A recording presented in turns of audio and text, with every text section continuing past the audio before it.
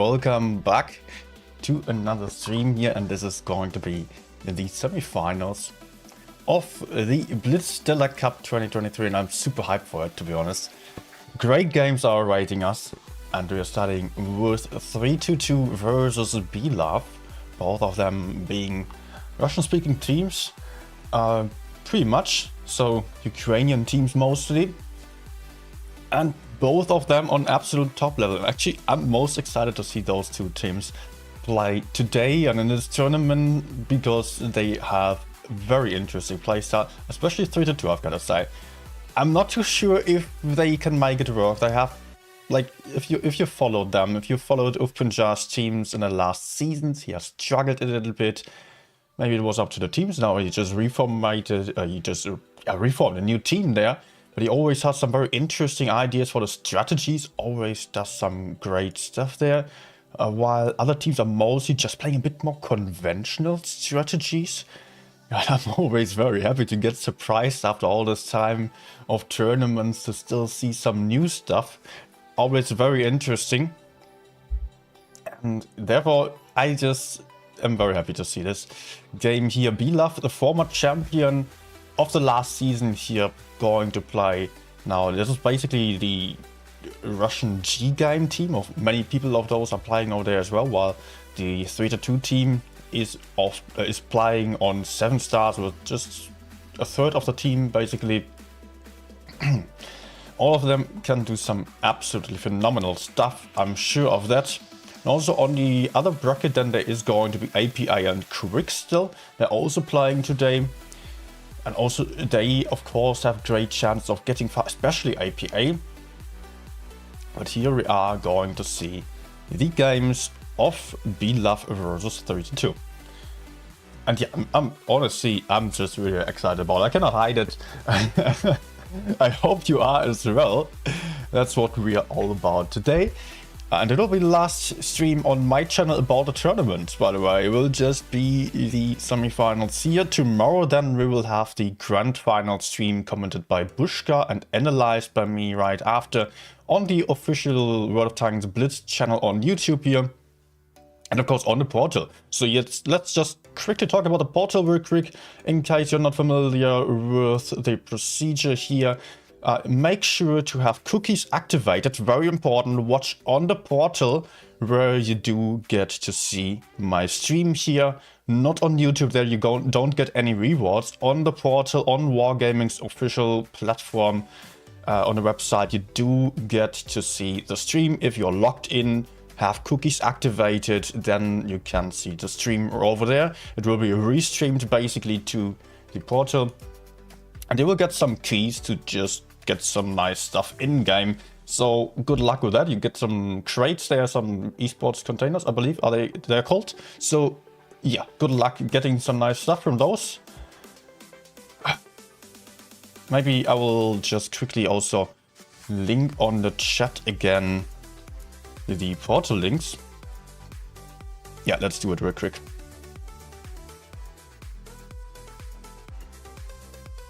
Let's do that.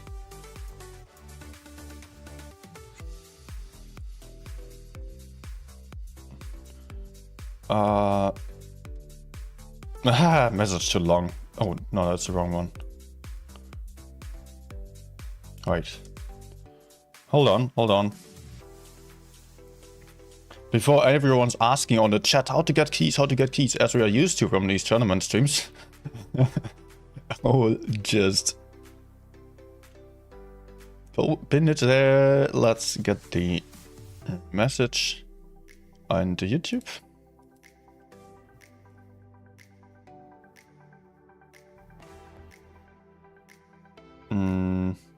Oh, it's still too long. And not much, I can just shorten it a little bit, I believe. EU and a pack. Let's see. Yeah, that works.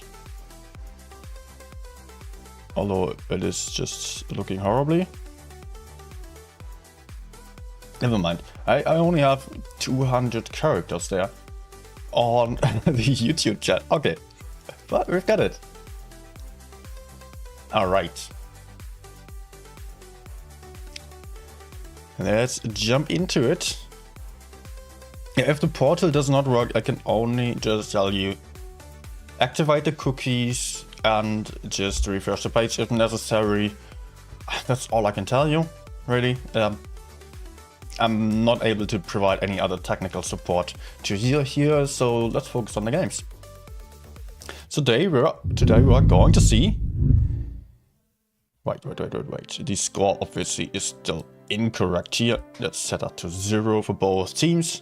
That's what we're starting with. And we are having the teams of 3-2 B-Love readying up. They have not selected the final setups just yet. Still 2 minutes left to go, and then we're jumping into it. Double AMX M4, interesting choice on 3-2 side. We have not seen that tank being played all too much just yet. By the way, the first map is going to be Middleburg, which is typically a hull down map played for the upper side of the hill, while the city is also not less important as there are the caps. On B-Love's side there are a lot of super heavies. Also 3-2 now, just reading up with the AMX M4s, which do have a ton of hit points. They are reading up with a WZ-TD. Interesting choice. Let's see how that's going to be used in this scenario. Maybe camping in the corner, maybe having something else in mind. Then there are triple VK72s with a big alpha, a lot of armor as well. Could be going into the city, could also be played on top of the hill. Also the Batchet played by Uffenjarsch, aka Way to Success for spotting. B-Love on the other hand, not playing any mediums or light tanks, just going very heavy here with double VK90, double Mouse, double FE215Bs, which are just having great DPM and also good mobility, and the HE penetration, which can just HE the sides of all the AMX M4s and also the VK72s and also the WZ-TD here. So the FVs might be crucial farming tanks for the B-Love team. Then we've got a Batcher as well with a ton of DPM, so a lot more mobility actually and DPM on side of B-Love. They might still go anywhere with that lineup. It's looking a little bit more like people were heading into the city, but I think we might be wrong about this. They might just go for the hill instead. And yeah, they are just going to build a lot of heavy tanks here. Also, I want to quickly make sure I have the right teams set up here.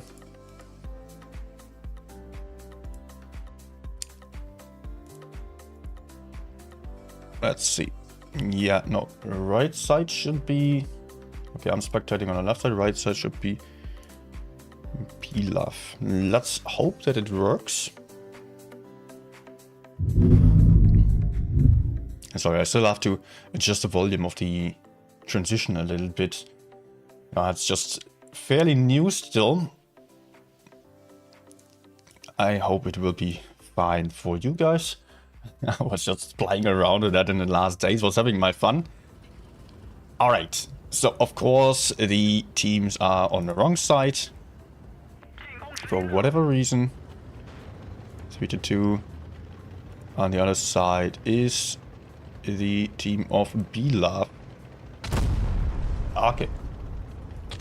Hello? Sound? Okay. Because of the update, no game sound right now. Let's see here. The teams are cured. Look at this crossfire here. VK90 and the Mouse already taking a beating here. The whole team of 3-2 lining up their shots at the start already. But also 3-2 is heading towards base B here with the VK72s. And then might just be a Crick B cap. Ludowski still being there to defend base B. At the same time, B-Love went mostly to the hill, still having Classical sitting in the back here for some crossfire defending base B, but B has been taken. A is free to take for 3-2 as well, while B-Love is pressured back into the corner here. The VK90 still getting crossfired from the side there. The team of 3-2 playing some interesting strategy of an aggressive B move while also sending most tanks here into the back for cross-firing batchet spotting on top of the hill. While Belaf only now is taking by C here. Belaf has lost a ton of hit points already. They're down 1k, 2k hit points almost at this stage of the game already. We're just 1 minute 30 into the battle. And they're already so low on HP with a lot of tanks. Question is, what is going to happen now? What is Belaf going to do in the next stage here? Belaf currently still playing a safe game, not really doing all too much. And the 3-2 is also not really relocating all too much just yet. The batchet here spotting in the rear is covering this area here, making sure that there is no one flanking. Belaf also pressuring here with the mouse. Trying to spot a little bit at least. Getting spotted as well, but spotting a brain on the AMX M4. What else is happening here? So Belaf actually, they do have base C. They don't have the double caps in the city, but they can relatively easily drop into base B, I believe. And I think that is about to happen here with Evgeny going for the cap right now. Let's see if he can do so safely. It looks like it. It looks like he will remain unharmed, will take the base for free. Yep. That should be a free cap here for Evgeny. So double cap now on side of Belaf. So that means 3-2 will have to do something now, and they are just having their tanks in very passive positions for now. But there are few tanks with little hit points only left on the field here on Belaf's side in the city, where 3-2 could potentially push onto. Nothing happening yet, as the VK72 is pushing a little bit. No decisions have been made just yet. Crossfire into the VKs here. Belaf still having good positions, but they are at huge risk. Yeah, they are pulling over the forces, and that's a mouse losing hit points here in the open, losing half the hit points. Down to just, yeah, I don't know, 1.5k hit points. It's still a lot, actually. And 3-2 is also crushing onto Skilloid here. They are going back for the hill, trying to get back by C. The push is coming in, brain taking 1k damage already. As they're pushing in, Water is in focus fire over there. Boss also being able to take or put in one shot there. The mouse is falling back into cover. Now comes a push here onto the mouse. What is happening in the city? There's also a big brawl going on already. Nagibator here in focus by Belaf being taken out of the fight. 930 points for Belaf. All caps on their side very soon. They are not staying in A, but they will be able to take base A as well. 995 as there is a kill for the 3-2 team, which is also now in the base C over there. They have another tank here, the mouse, still to focus out. They might turn around the caps a little bit again by getting this kill if they manage to still stop some bases. And it is not looking good for the 3-2 here, as the caps are proceeding to push over here for the Belaf team, but there are few one-shots, and that is the point win for Belaf already. Well done here, really well done. Okay, and I quickly have to fix my sound issues here. Great game by Belaf, especially here. They did not have any hit points and still managed to turn this game around in their favor. So let's already put the first point to Belaf on the left side now. Give me a second, please. I don't know why I cannot hear the game right now.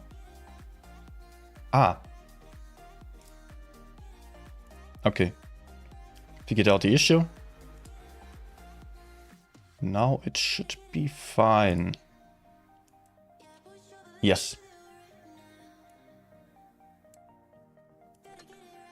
Okay. I will just quickly... Wrong scene.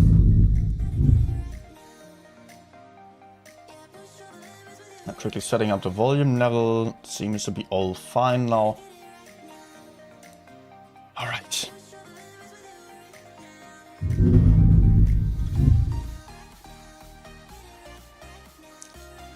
So here we are, 1-0 for Beelaf.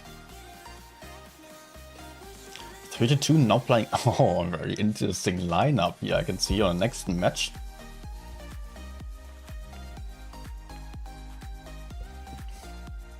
Do you see what's going on here?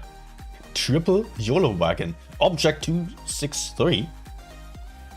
A tank that is rarely ever seen in tournaments. 32 occasionally played this tank with just one tank on the field on Dynasty Pros. This time they are going hard on it. Ah, wrong scene.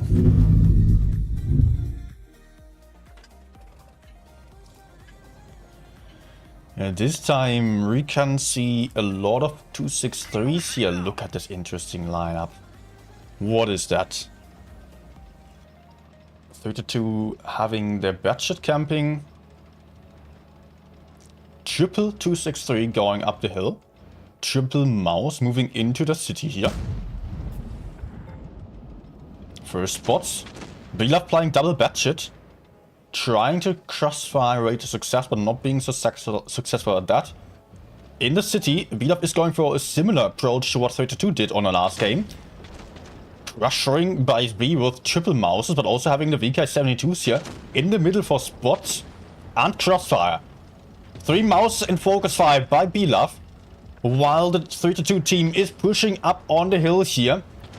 The Batches though can run away in the back there. They won't really struggle all too much, but Rumpelstiltskin here in the middle might suffer if he is getting pushed onto by all this DPM and that firing power there. But look at the mouses here bleeding down like a Nagibator.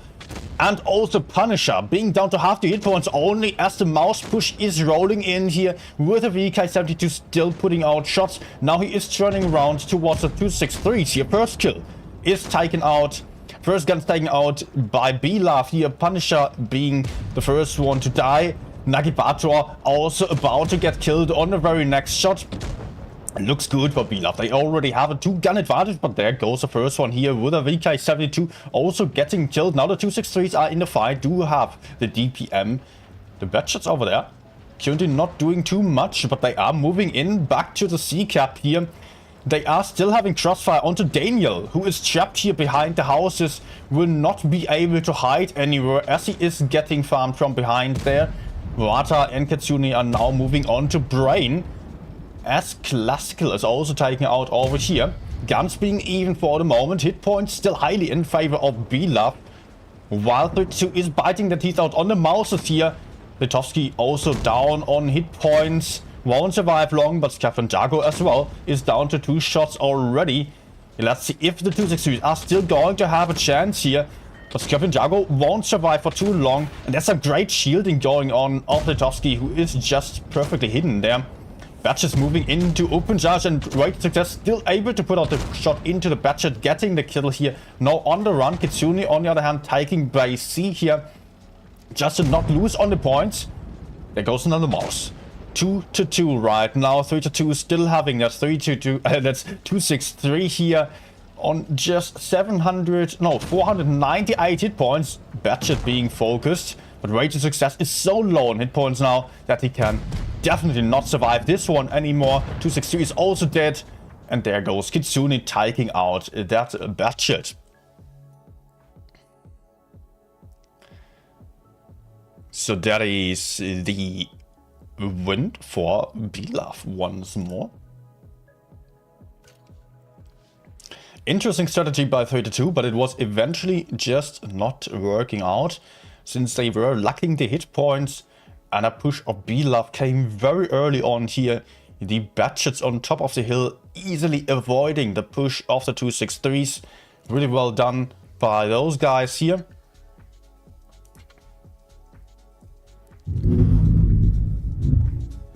And that means 2-1. By the way, it is a best of 7. So 4 wins needed in total. And I can see a couple of comments there, some server being down. Guys, I am not able to fix any problems. If you have technical problems with the keys and stuff like that, the portal, please write to the Wargaming directly on Discord. I cannot do anything about it. I'm streaming here. I'm not working for Wargaming directly. I'm not affiliated to them. Just being a CC, a streamer who is trying its best here. Yeah, if there are any technical difficulties, please head to Discord, not my Discord, but the official Wargaming Discord. And if you want to join my personal Discord, maybe have a look at the description. Lots of nice guys there, great community, so feel free to join in over there. Not for technical problems though, please. Alright, let's focus on the games again.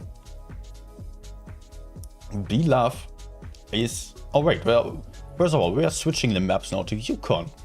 Yukon also still a fairly new map.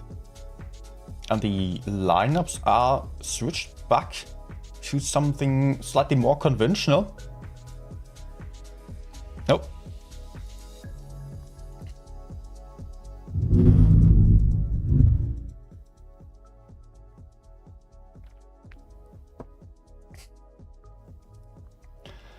So now we are having a budget for the B-Love team, Concept 1B as well.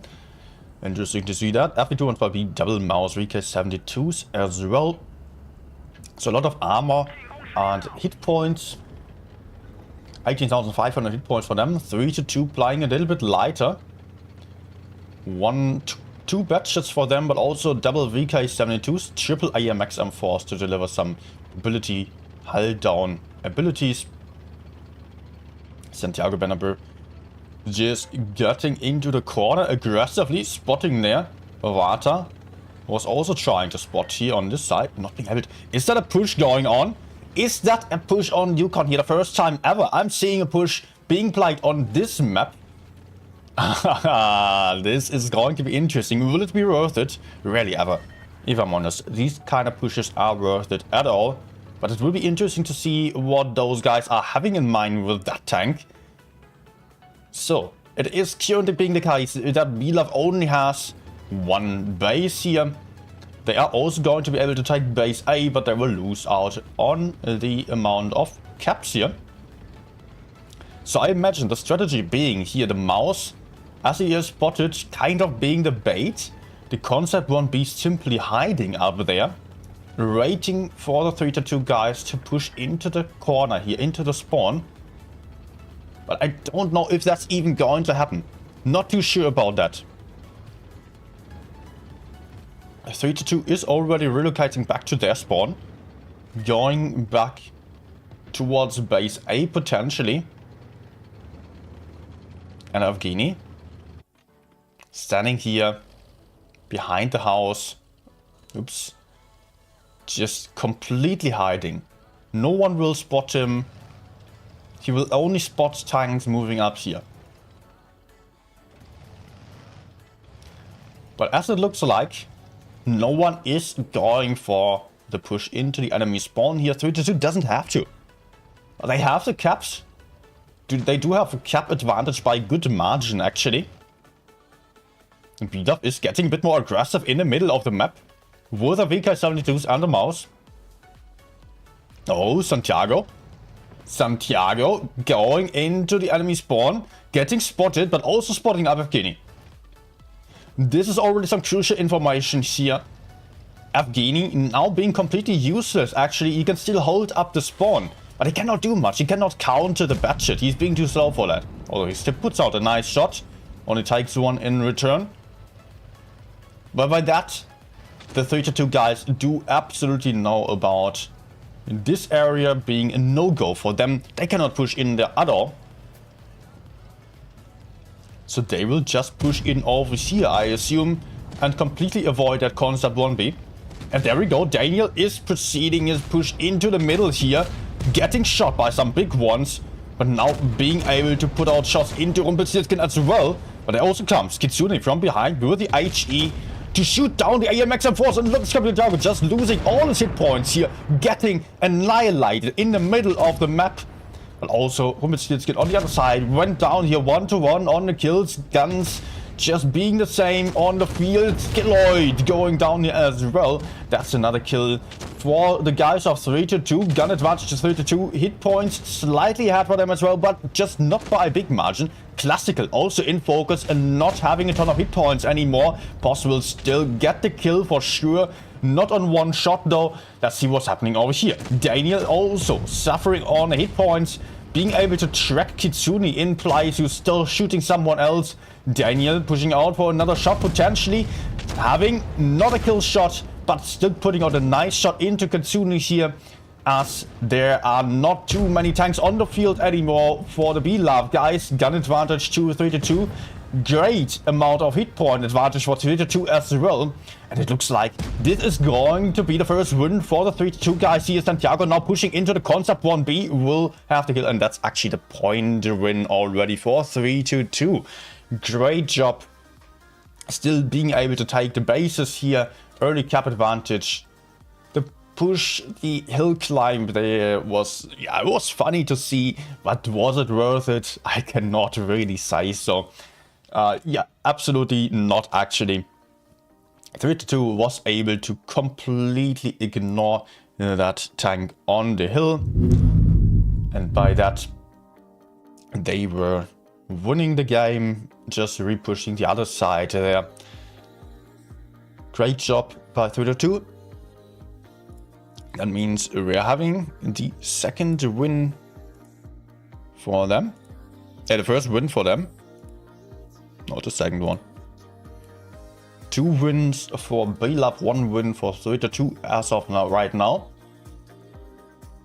As often it is being the case with the kind of pushes that B-Lab went for, if you are boosting some tank up the hill somewhere, you're just losing out on a positioning and the early advantage, because in tournaments, as in random games as well, it is often very crucial to not necessarily push in anywhere, but to just take some kind of advantage in terms of caps, in terms of the bases. You need the points. That's very important in the tournament games. And then also taking some positions aggressive enough to secure the map control, which B-Lab was not able to do because they were counting on this bait way too much here. Giving up the bases did not work out for them. 3-2 again, playing with a lot of AMX M4s, double batchet lineup, and a VK72 and a Kranwagen as well. B-Lab, very similar to lineup to last time, but they are playing some AMX 50Bs. Interesting tank choice. The first time I'm seeing this tank in this tournament season. I'm happy about that. To be honest, I cannot tell whether it is going to be absolutely worth it, because it is a very, very risky tank to play. Yet, it might be an interesting choice.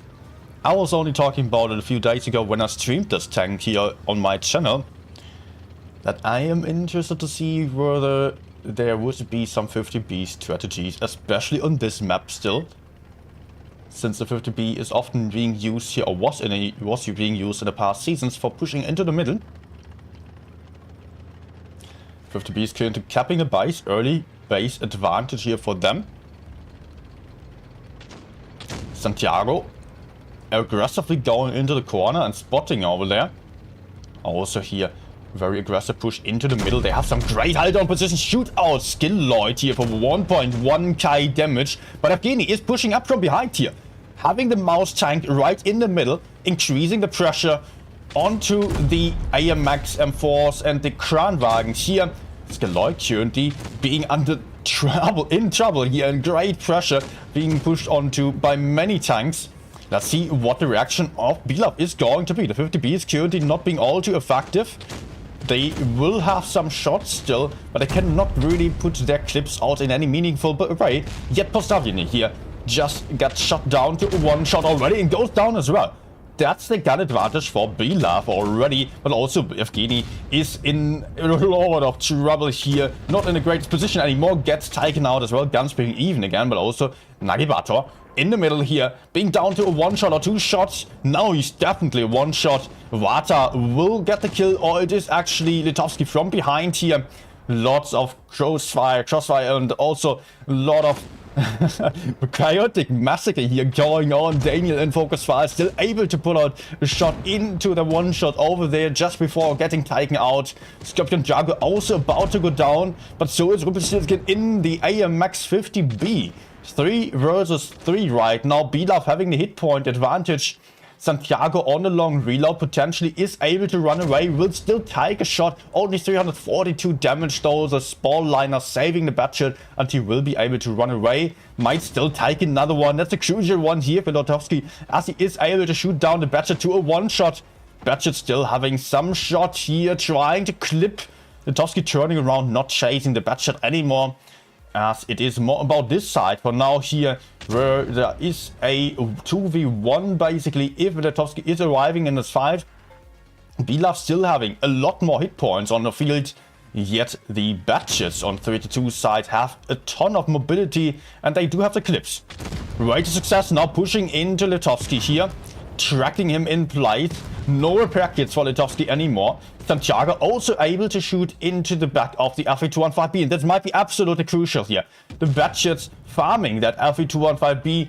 Batchet, way to success, definitely having enough hit points to do so, while Brain is about to go down, but he is still holding up for a while. Now the FE is dead, and it is...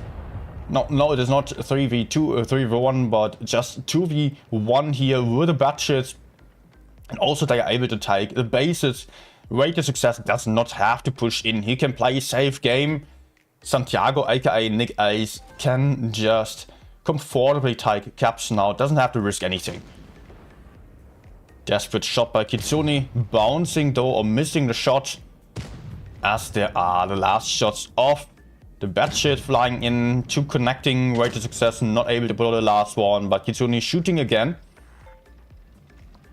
While Santiago is still capping bases on the other side, playing a safe game, does not want to risk anything, shooting the sky there.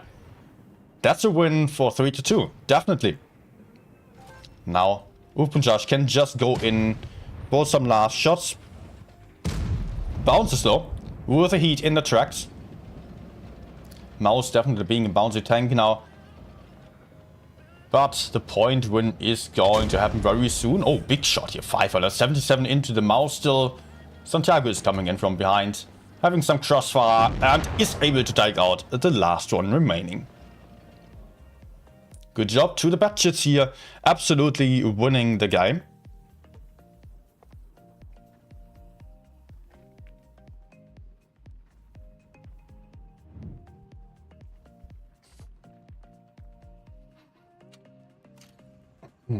Alright, look at this. Look at this. Way to success. Getting a mastery basically. 5.6k damage in a top level tournament game. Phenomenal job here by him. And we are seeing the next map by that. Next map is going to be Dynasty's Pearl. We might see some regressive brawlers again, and lots of super heavies, German heavy power here, with Bilaf already readying up with a ton of Mouses and VK72s. 3-2 in the past has often played 6 super heavies and also 1 object 263 on this map. This time they are rather going for a Batchet, double FE215B and VK72s slash VK90s, which is interesting to see by them, as they have not done so just yet. But of course, they have not shown any strategies for this late stage of the tournament in the qualifiers, because they did not have to. They did not want to offer the enemies the option to counter them. And they are probably also just having in mind, what is the enemy, or what has the enemy played in the past? Let's see if we can figure out a pattern there and try to counter that. See how we can make use of our tanks to just find the perfect way of beating the enemy strategy.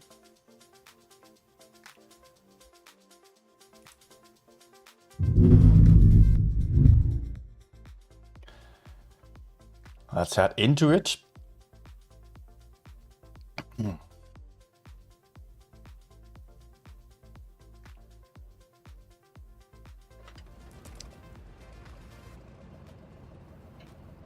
Alright, we might see some heavy brawl on the heavy side here, of course, but it's hard to predict what's going to happen, most definitely. Because teams might go anywhere. Potentially Bilaf is playing for some bait strategy here, but it looks like they're also sending in a lot of tanks into the park. 3-2, spreading out their forces a lot here. Lining up their shots with the VK-72s. Having the budget for the spots there. They were waiting for anyone to push into by C. As potentially there could have been a budget also doing a first spot in the bush here. I think that's what they were waiting for potentially here. Now they're playing a very careful passive game. With Punjab away to success. Spotting in the rear. The rest of the team just hiding here. Oh, budget being spotted, but also Bilaf has been spotted in the C cap. Also B is being taken by Rumpelstiltskin here. With a VK-72, double cap pressure on side of Bilaf, or for Bilaf. While 3-2 is struggling a little bit more, Punjab also took some shots here. Crucial to shoot down a budget. B is getting decapped in the very last second. And look at that, 1.3k hit points lost here as the VK-72s are pushing in from behind.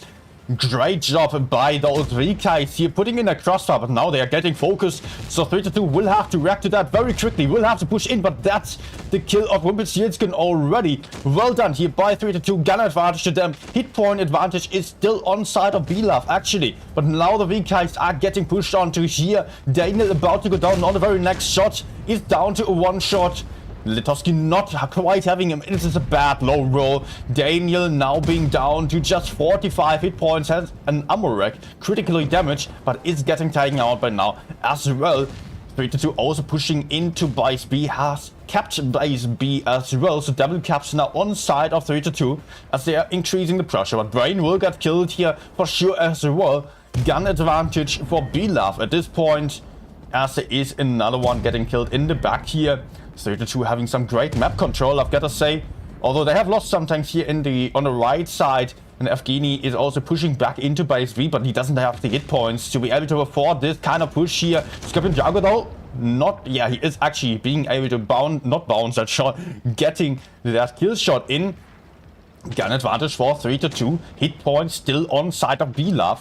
Yeah, they are not quite having the DPM on the field, I would say. Let's see if it is going to be enough for them. Next one here getting focused down. Guns even again. Bilaf losing another tank though. While 3-2 still has some very low hit point tanks in the rear here. With Boss getting killed as well. Batshit trying to hide here, but he's being chased by the Batshit. Vata chasing down Ufunjash. Ufunjash though being unspotted for now. He doesn't know about the VK though. And Santiago is also down to a one shot. This is a kill shot here by Litovsky. Very well done. Great job. As it is suddenly 3 versus 2 only. Batshit being taken out as well here. Vata surprising Ufunjash. And that's the last one. Also the FE215B gets taken out of the fight. Bilaf winning this battle as well. 3-2 right now, not 3-2-2, 3-2-2 for, well, yeah, you get it, right? 3 points for Bilaf. And the 3-2 team only has 2 points. Now things are getting confusing a little bit. Great job here, very interesting fight once more.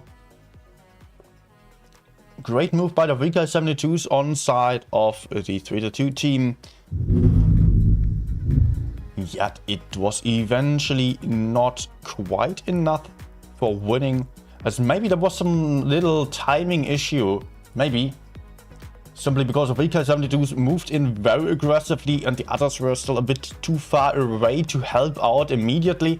I could not see properly how much time those flanking guys needed there, but it's always very important and very hard to push in with all tanks simultaneously, so I'm not having a few tanks too aggressive while the other tanks are too passive. Then the aggressive tanks are just dying, although there is potentially an advantage, like in this case. 3-2 having great crossfire onto the VK72 in B, which was Rumpelstiltskin, this guy over here.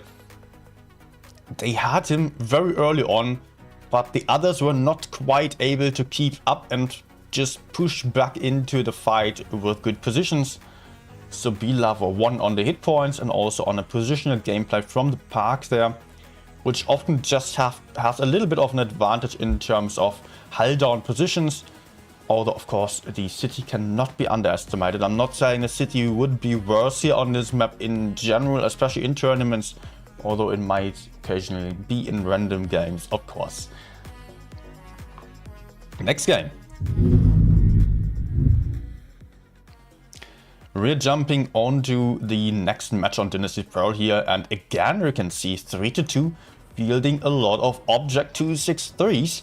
This tank has not really worked out all too well on the very last game on Middleburg. Now they are playing 3 of those once more. Double mouse, 1 batshit. Standard setup here. The batshit is always there for 3-2 and also VK90. On side of BLove, we're seeing a lot more super heavies with the VK72's mouses as well. Do they even have any mediums or lights? Nope, they don't. They're playing full heavy. 19,900 hit points for BLove. That's a disgusting amount of HP here for them. While 3-2 only has 16,177. Well, that's a big difference here, definitely. So 3-2 will have to do a lot of lag work here in order to turn around the hit point advantage that BLove already has.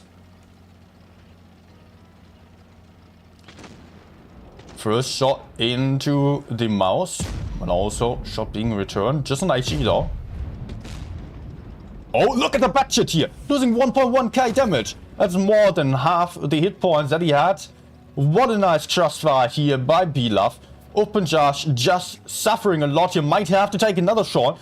It is a close miss by Kitsune. Not looking good for 3-2 at all. Down to 14,500 hit points only, as they're also pushing in on the other side here with the mouses and 263s onto the A-cap now. Push is going on to bite Ayo Rumpelstiltskin in focus fire as the overextended got aggressive onto the A-cap here.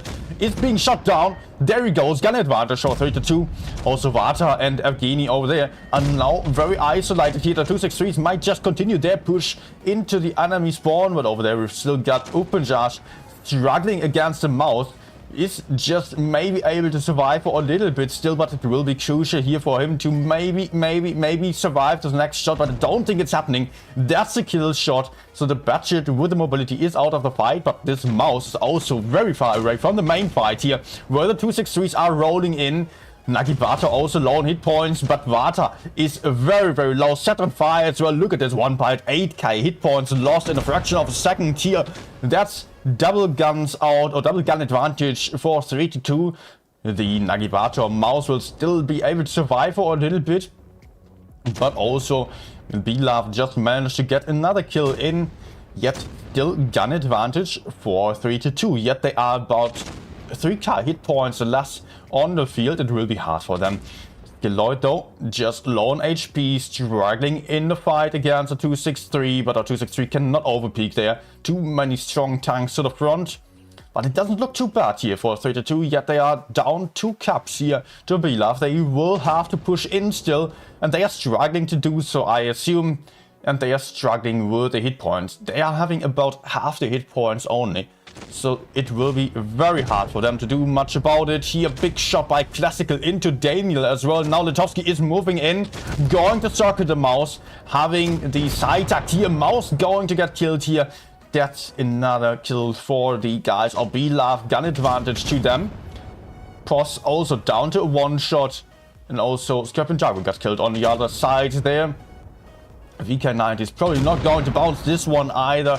Only leaving Brain left alive here, down to just 31 hit points, and that's the point to win as well for BLove.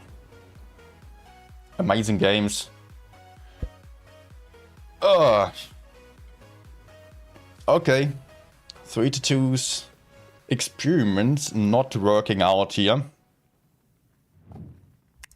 That's kind of what I was worried about. They are just always showing some very interesting stuff on the strategies. By the way, Just to mention it here, 3-2 just lost to Bilaf. So we are going to... Wrong scene. And we are going to have to wait for the next battles. That means 3-2 will drop down to the lower bracket. Bilaf will remain on the upper bracket. Every team has 2 lives, basically. They can afford to lose once. It's fine. 3-2 is not out of the tournament. But they will have to sweat a little bit more now. Yeah, just to proceed with what I was just talking about here.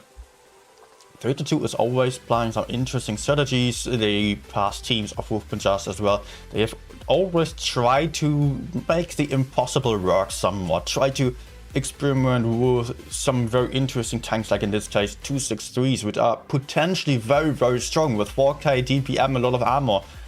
But on the other hand, they are not having hit points and they are very vulnerable if they are in the wrong positions.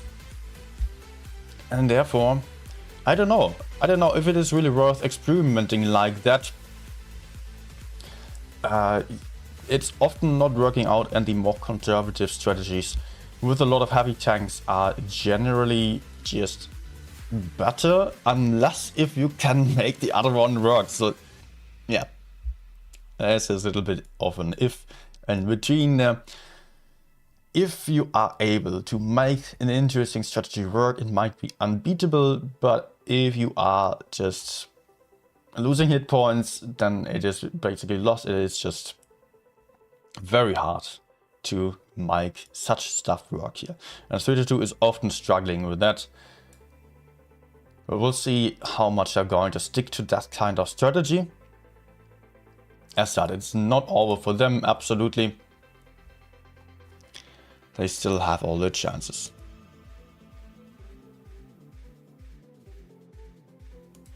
Alright, so we are going to see... What are we going to see next, actually? Can I tell you? It would be very nice, right? Okay, let's see.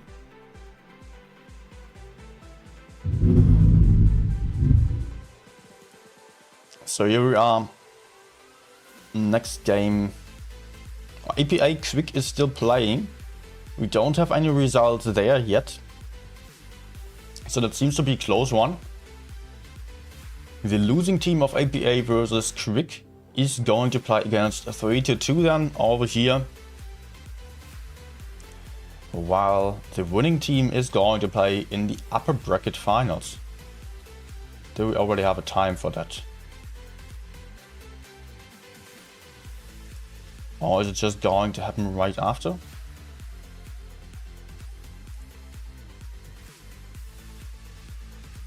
Let me just quickly see here on the description, maybe.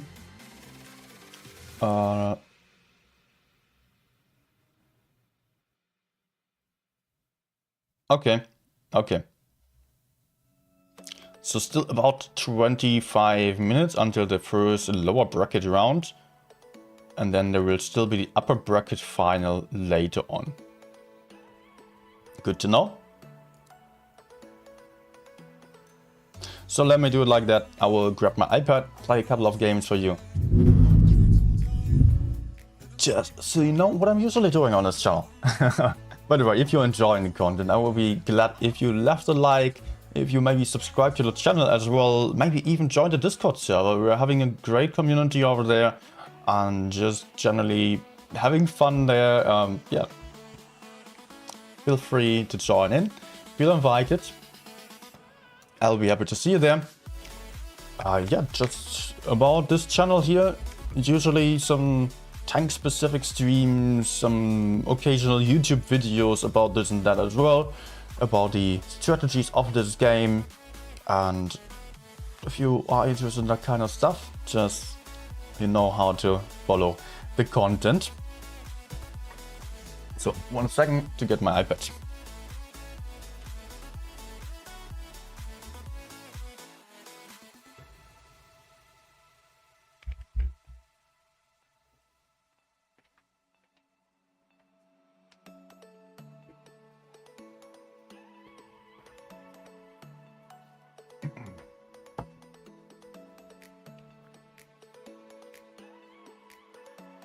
Alright.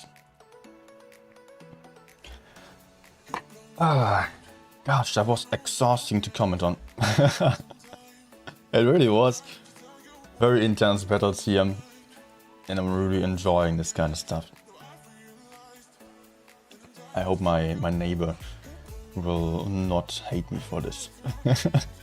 Streaming around here.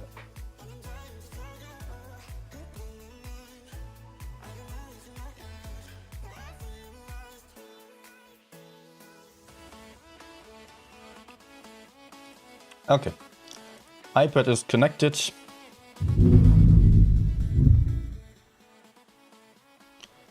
Let's jump over. Play something like, I don't know. That shit. Just because. Oh, it even has a birthday. By the way, in case you didn't know me, yeah, my name is Nino, or just Paul. I'm German. I'm just trying my best with my English here for you. I do have a ton of games already. Do have stats of up to the highest level, have started as a noob. I'm just trying my best to teach people how to play and have some fun here on this channel. And if you're interested in that, then just feel free to follow. Let's get to some battles.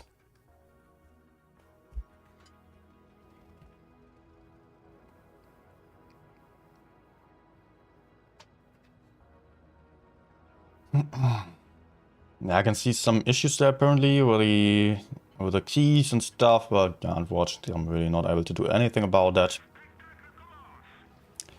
Not my job. Sorry for you. If you're just here for the keys, well, then there will be some. Then your time would probably be better spent with something else if you don't get anything.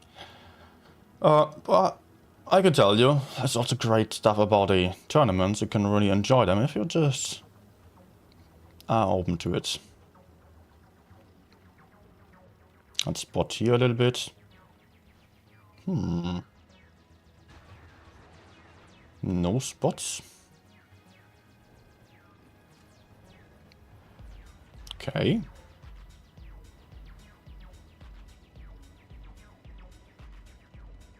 Weird position. I don't know if there are any TDs potentially camping right there. Yeah, that's a weird TD.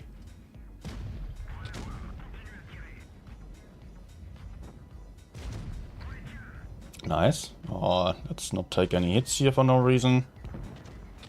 That looks like a shot. Perfect. Great.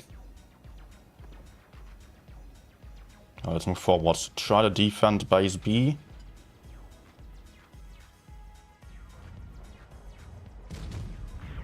Even if I take some other shot. It's always very important to defend B here. Oh, come on. Thing is, once B is being taken, it's very hard to get back. Can be easily defended, but at the same time, it's just... yeah. I mean, it's hard to get because of that. If the team is not sleeping. Okay, so how can I do this? I think I will just flank around, see if I can maybe spot the TDs. Try to... oh, oh crap, really? Nice. Of course. They have not been spotted at all. Yeah, won't work for me to push in there. Well, we can kill this guy.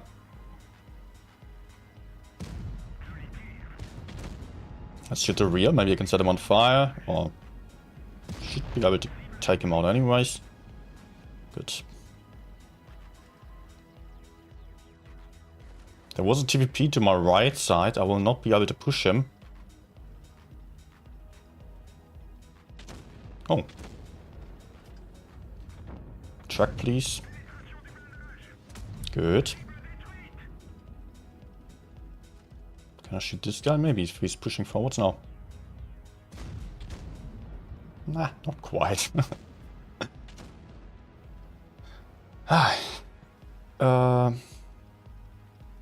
What do I do? Push TVP or the Yo? I think I'll go for the Yo. Should be easier. Please don't turn for me now.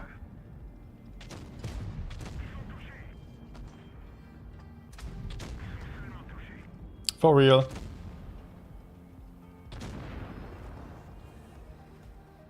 But he should be reloading right now. No, actually.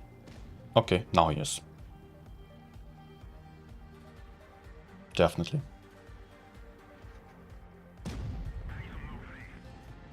Ah, V's AFK. That's why.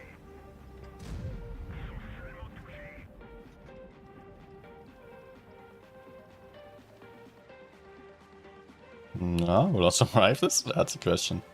Okay, team's coming.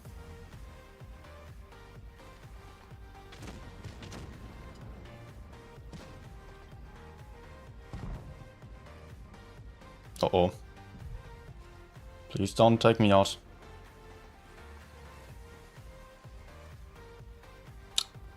Oh no, for real, it's coming for me.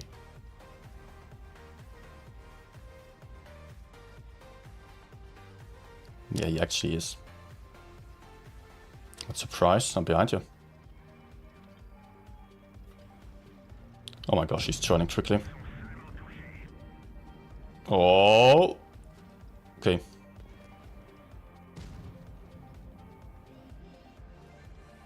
Stop going for me.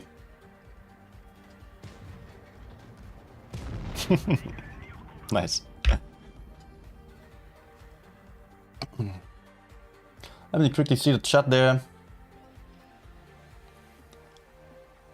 Thanks, guys. Welcome everyone who might have just joined in. Yeah, today I cannot really greet all of you individually because I'm having a delay and just so many people here. Nice to have you all here on our stream. Many people. And luckily not everyone asking for keys and complaining about keys not being delivered. Only so, yeah. Let's go for another.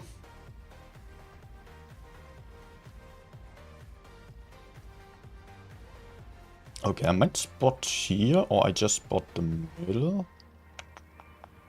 What am I doing? You know what, I will spot the left side or the middle there. Although this was not the perfect route for that. I do like it. Just like that.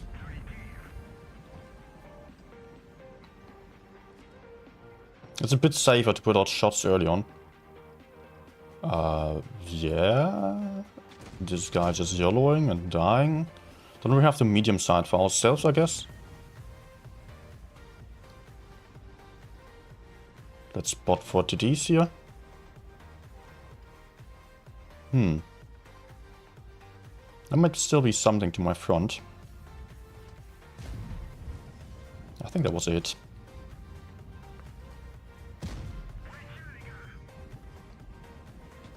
Oh, bit lucky. Should have also been hit. Where's the 183? Okay, IS-4. Ah!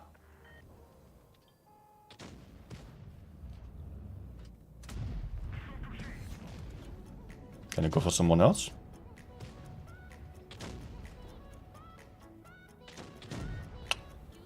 Pro. Absolute pro.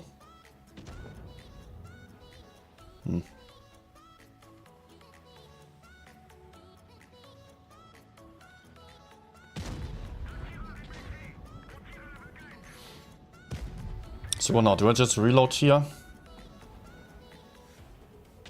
Clip him? Oh, actually, I'm going to keep going for the others already. Projector will have him, no problem. Oh.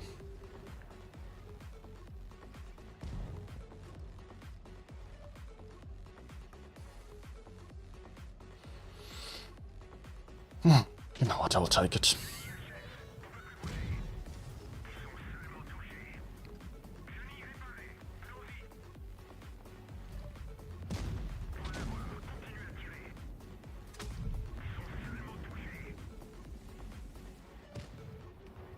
They can have the damage. Sadly, my engine is dead as well.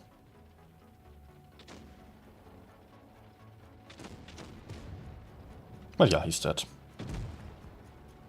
Alright, good.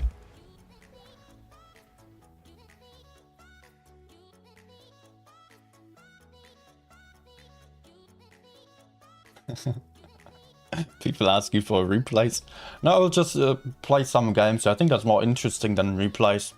Although, of course, replays are nice occasionally. I just want to present my usual content here a little bit. As so many new people are here. Just so everyone knows what is happening here on this channel, on all the other streams. Can I play with a Leo 1? Yeah, I can also do that. What time is it actually? Yeah, I'm still having one game after this one, I believe. Should be fine.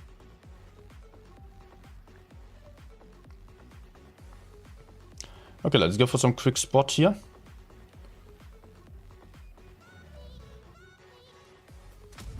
Oh, nice track shot.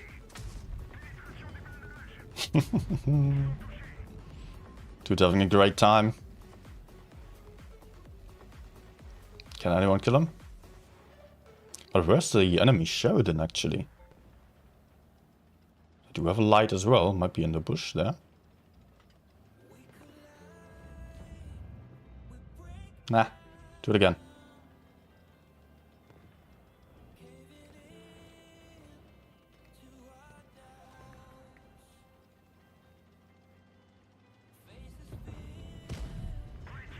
Nice. Another track, please.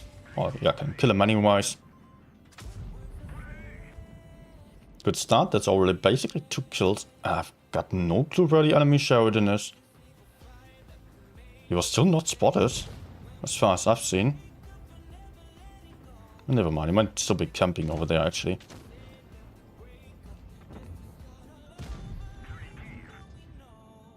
That's not... What? Let's not worry about that. What the heck was that miss?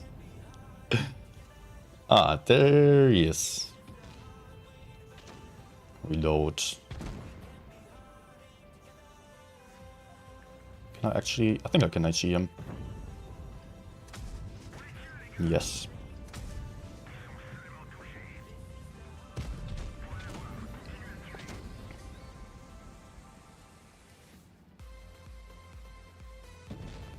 Nah, don't focus me, guys. Guys.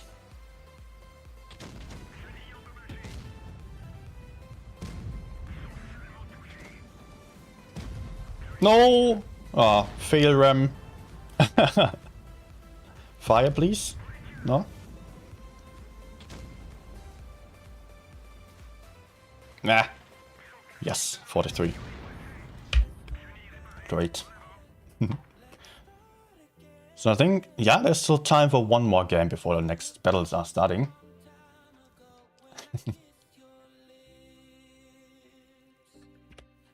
So Leo. Happy to go for that one. No, not this one. By the way, at the moment there's also 1-to-1B on the shop. If you're interested in that tank, I did a very nice stream yesterday about it, where first 16 games have actually been 4,370 average, which still decreased a little bit. After 40 games I had about 3.8k average, so maybe worth watching. Just some little advertising here. Alright. A lot of heavy tanks here on a map. I'm not even going for the medium side in this, guys. Would be too risky. Enemies do have medium more than me. Or us. Like, I'm the only medium. That's... yeah. That's a little bit risky.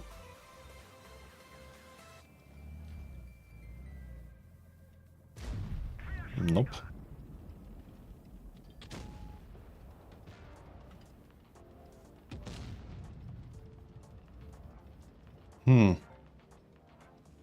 I should kill this guy. Because otherwise we're going to get shot from the side.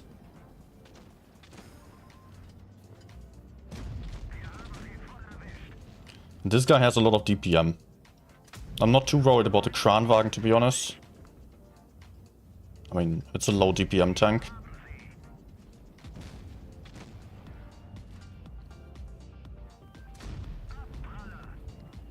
Oh, Sheridan over here as well. Interesting.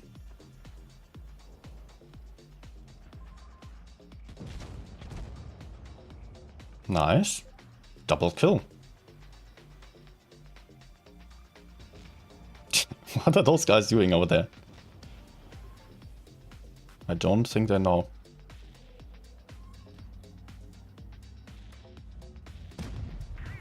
Nah.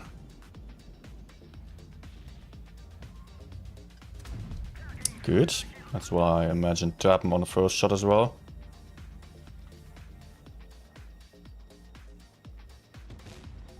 These damn campers in the back there.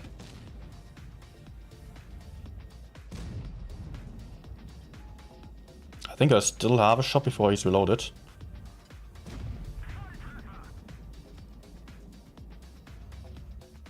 Hello. Okay, Sheridan also moved to right. That's good to know for me. And where are the other TTs then? Spawn or also in the desert? Oh, am I spotted here? Ah, there he is.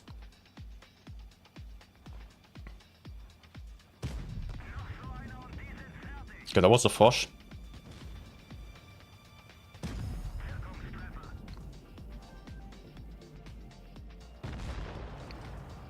Goodbye.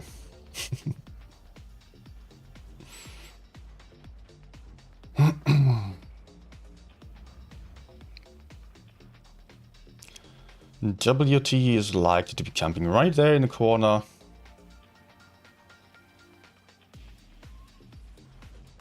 No? Oh, there he is, okay.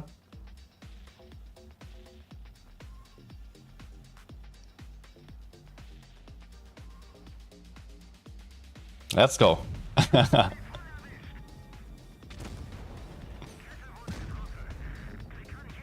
No. Mine. Nice. Let's still have some shot into the WT if he's able to take out CC. Well, actually, CC was able to reload, but maybe the WT is actually circling him. I could still get him there. Yep. So might be even 2 or 3 shots. Let's see. Points are also ticking over.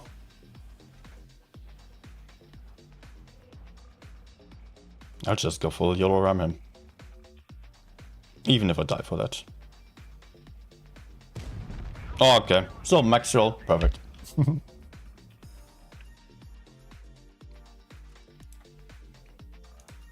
Check Discord message.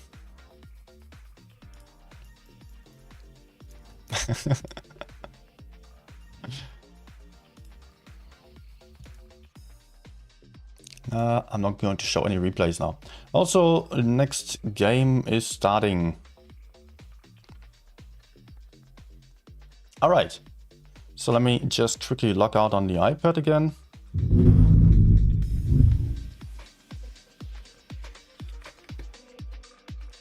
Get over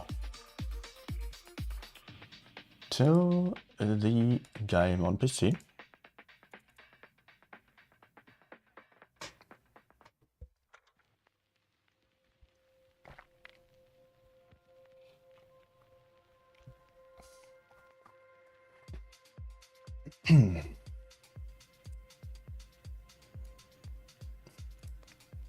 Okay, still 4 minutes left to go. I'm only allowed to show the room 3 minutes before the game is starting. So what I'm going to do is just take a 1 minute break, just a short bathroom break, and then I will be back for you with APA versus 3-2. So it looks like, wait, we're in a law break. It's Crick actually won against APA. Oh, crazy. All right, see you in a minute.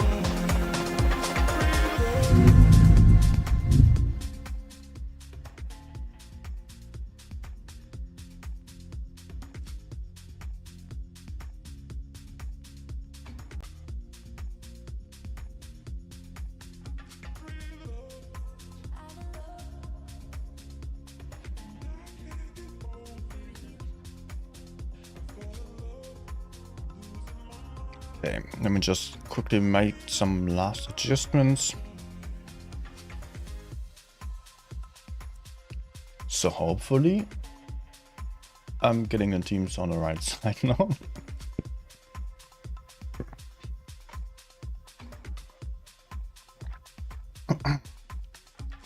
And it looks like a 3-2 is trying out stuff again. Although, no, it is this time Kennel.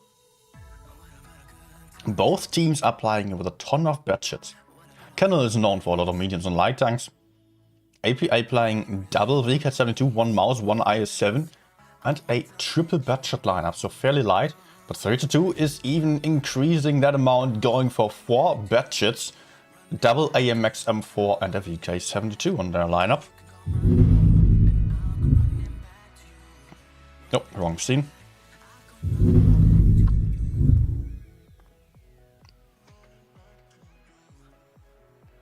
I have not seen the spawns just yet.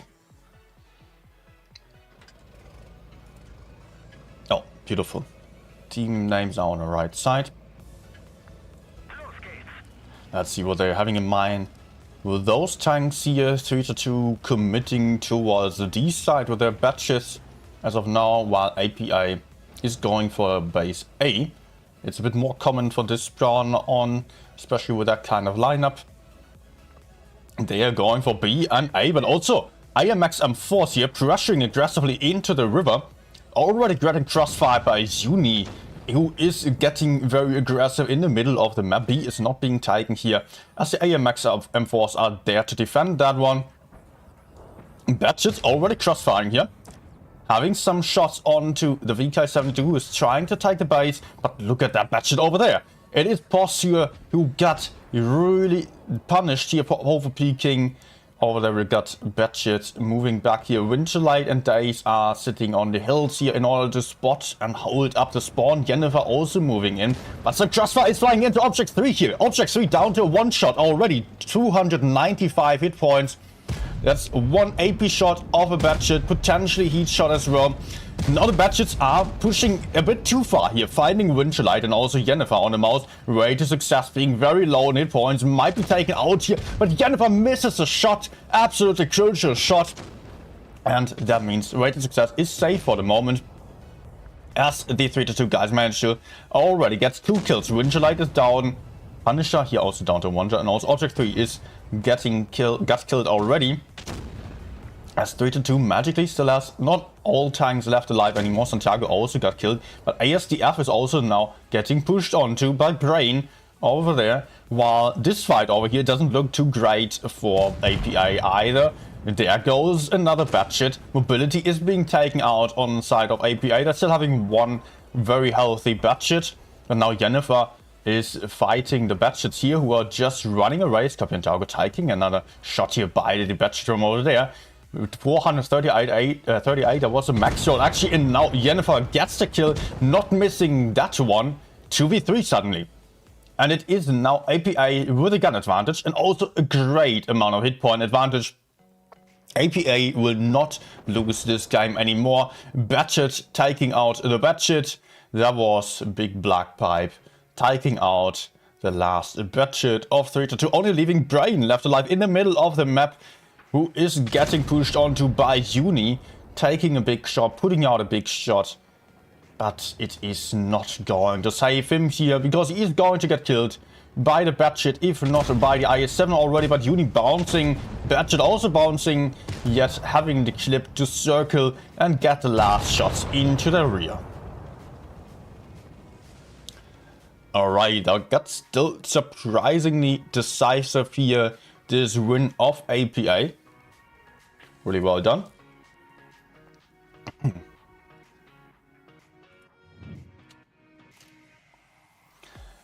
So that means we are seeing another game here on Kennel.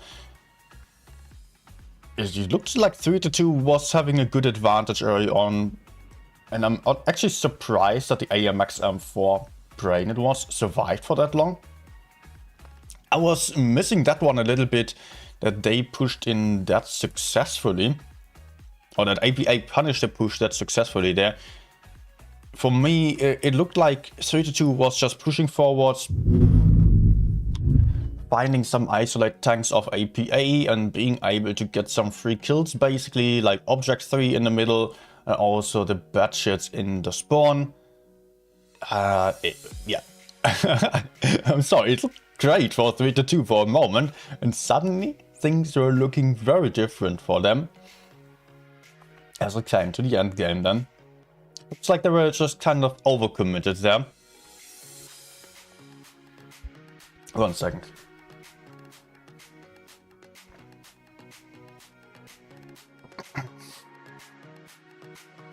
First win to APA. Best of 7 again, by the way. The losing team of this match, not this match, but this set of matches here, will be out of the tournament, will take the 4th place. So it is absolutely crucial here to win these games right now. The losing team will not have any chance anymore to get into the grand finals. The losing team will not be playing any more games in this tournament and will not get their chance of the prize pool anymore, which is pretty big, to be honest.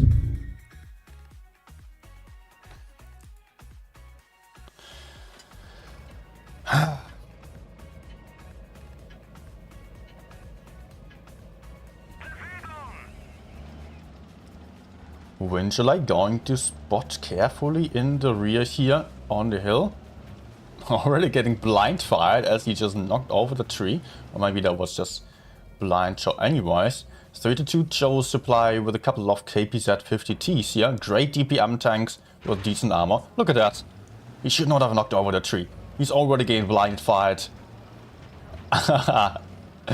Smart play here by Rate Success. Seeing that tree, immediately putting in a shot. And IPI is heading towards base A. They did not take base C, they were afraid of that. 3-2 playing the D side aggressively will probably take the cap lead. At least for a moment, because also base B is being taken and it doesn't look like anyone was there to defend that. 3-2 actually playing with double TDs here. No, B is not being taken. So it should be slight cap lead to 3-2. Very slight cap lead. Interesting strategy and lineup here. Just to point that out. The 3-2 guys playing with a double AMX M4. Only heavy tanks on the field for them. 1 Batshit, double KPZ 50T, double WZ TD. API playing a similar lineup to last time, just 140 on the field as well, with a great DPM that it has. Could have also been a Leo, but the 140 just being not quite as fragile. So that might be good here. For pushes, potentially. Uni is going to be responsible to cover base B. Potentially getting into the base, but I don't think he is. He's just mostly going to spot here for the camping teammates in the rear. The Batshits and the 140 now going to overlook this area. They're great at that. They do have clipping potential. They can punish any push coming into them. And they can have some crossfire for now. And they can easily relocate afterwards. While Winchellite is still spotting a little bit, he can do so. But being aggressive in the Batshit is just very risky in the earlier stages or in the middle stages of the game, since it allows for the enemies to take out the most important targets here. So mostly in the tournaments we are seeing light tanks occasionally spotting a bit more aggressively, but usually just being rather careful, heavies aggressive, and then the lights and mets can strike hard once they are having the information to go for some pushes. So even though it might look a little bit weird, the Batshits are being very successful in the way that they are playing here. Although I cannot really tell you they were being successful, because in fact 3-2 did not lose a single hit point just yet. And there is a push into the B cap. Batshit being spotted though. Crossfire into the mouse. Jennifer still staying in the cap. Being blind fired. Being blind fired again, but it's only the track. The Batshit being unspotted here. They are just hiding behind the mouse. Well, many tanks are shooting into that B-cap, but the batches are unspotted. They could take the base here, although the tracks got just shot a little bit. Uni still under pressure here. Way to success pushing in, track shot. Maybe there's still going to be some shots into the mouse. This might turn things around. Way to success just tracking him in place, but the WZ is not able to connect his shot here. The Scorpion Jago bouncing off of the side, and I think that will allow Uni to pull back into cover here. Cap advantage to APA now. Looking good for them. Also, they lost a lot of hit points already. If you're just seeing APA's hit points right now, they are down to 11,500 hit points only, while the team of 32 is still having 14,169. Yet this map is not too much about the hit points, because it's very, very tricky to push into this area here. With all these Clipper tanks here, 3 times triple shot, and the 140 also great DPM, 3.9k DPM almost on the 140. The batshits just having the 1050 potential on a clip. Blind shot into the KPZ. Also the other KPZ 50T getting blind fired. Really well done here. They were also knocking over trees, just expecting to remain unspotted like that. Look at the blind shots here. Oh my gosh, that's so close. He's able to get away with the cap though. Won't grant the cap advantage to 3-2, but they are just not that far behind anymore. And they will still have to make a play for base B and A at this point, which will be very tricky. As said, there are so many tanks being able to punish that. 1, 2, 3, 4, 5 tanks lined up. Or 6 tanks lined up to punish that, but we are seeing a push here by 3-2 onto ASDF over there. And the mouse is just being very isolated, still having backup from behind, but currently being farmed here. Many shots flying into the mouse, but Santiago also being blocked here, being taken out for that push. 920 points for APA. And APA is just still in comfortable positions. There's a WZ trying to stop base B, but also getting crossfired a lot here by Jennifer Uni. Also, the other guys here still having some shots, and Brain is down to 1 shot. Cannot defend the B-cap here. It's being taken out. 994, 997 points. There is not going to be any option for any kill here for the guys of 3-2 anymore. That is APA winning the second match. And actually I just noticed the points here on the scoreboard were on the wrong side. APA won. API 1-2. With the scores that occasionally happens, do it like this because of different positions of teams.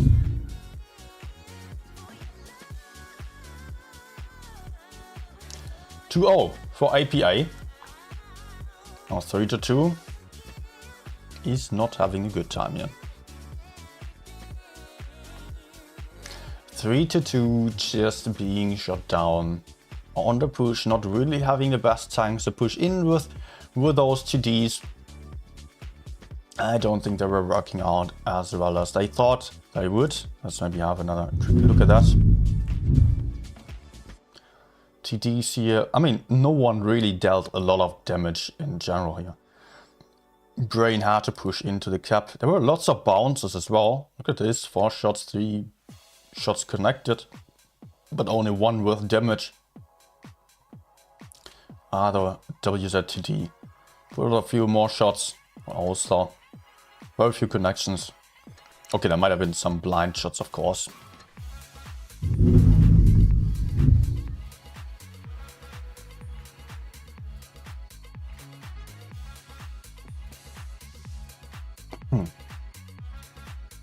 Excuse me for the points again, that I had them on the wrong side.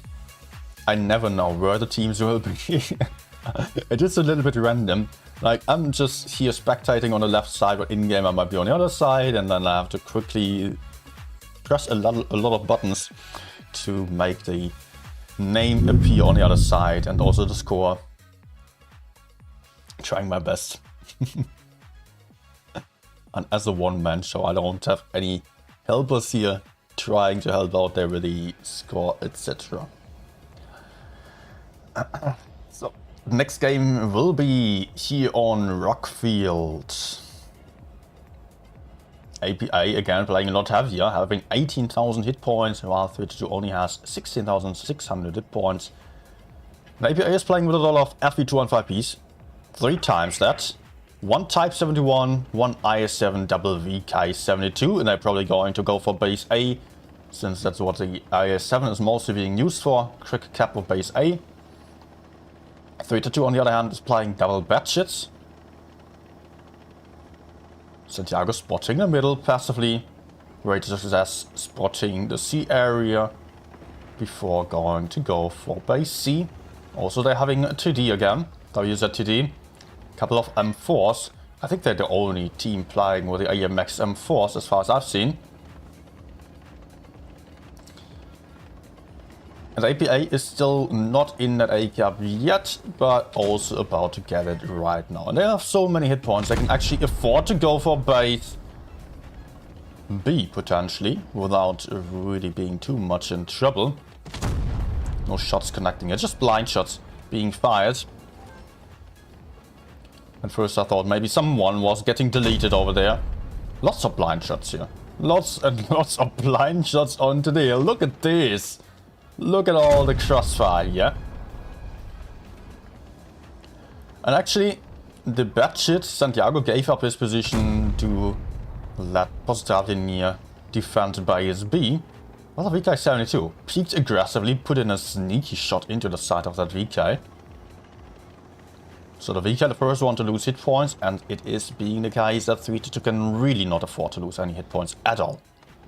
They are not having a lot of hit points on the field. They need to be very clever with their hit point management, with their pushes. And Winterlight is getting into some dangerous position for Postallion, yeah? Not able to connect the shots yet. But also Uni is pushing up from behind, putting out 524 damage into Post. So he will just struggle to hide here as he is being crossfired from behind, from the front. It's not the greatest position for him. And also his responsibility was to defend base B.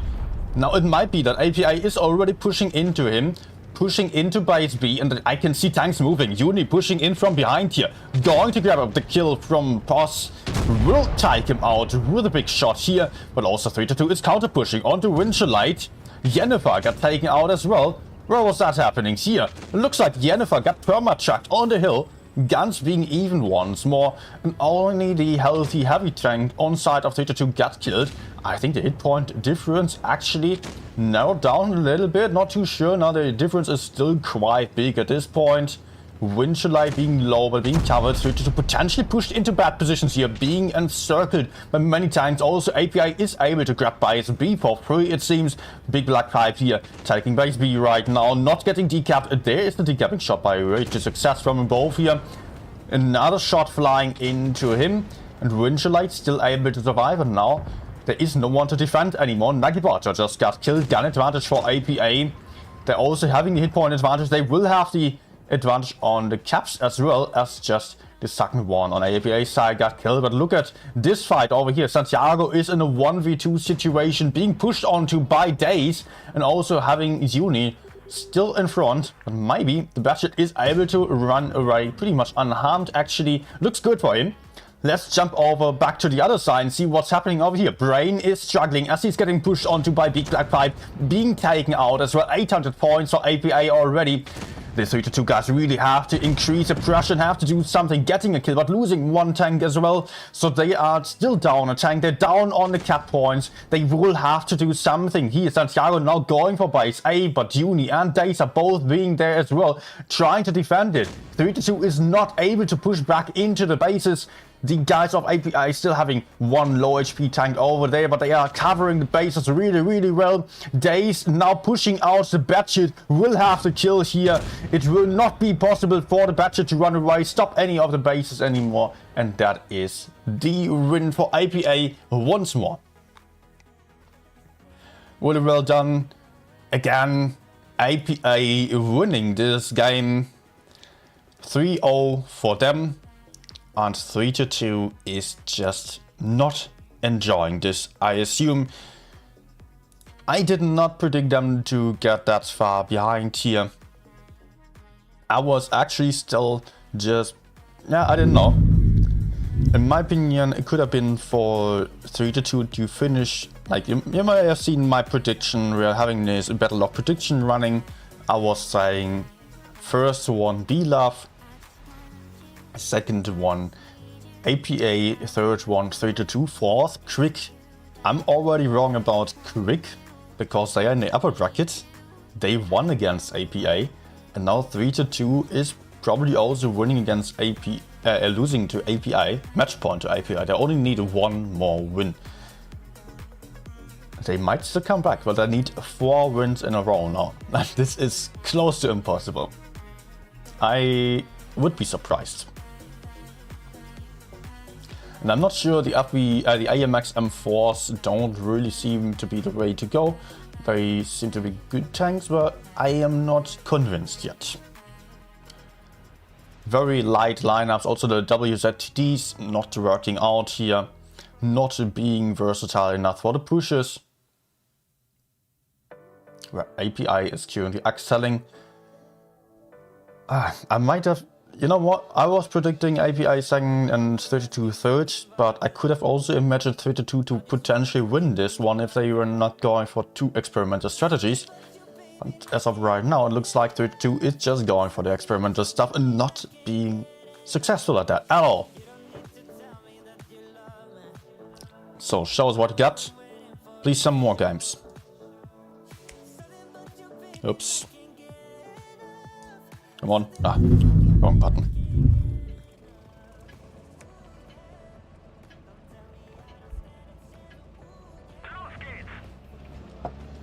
Let's start into it. APA again playing very heavy here, but also running a batchet this time. And they're going to go for base A again, which is mostly being done here on tournaments, since it offers for a pretty safe A cap. Batchet spotting carefully. 3-2 basically playing the same strategy as last game.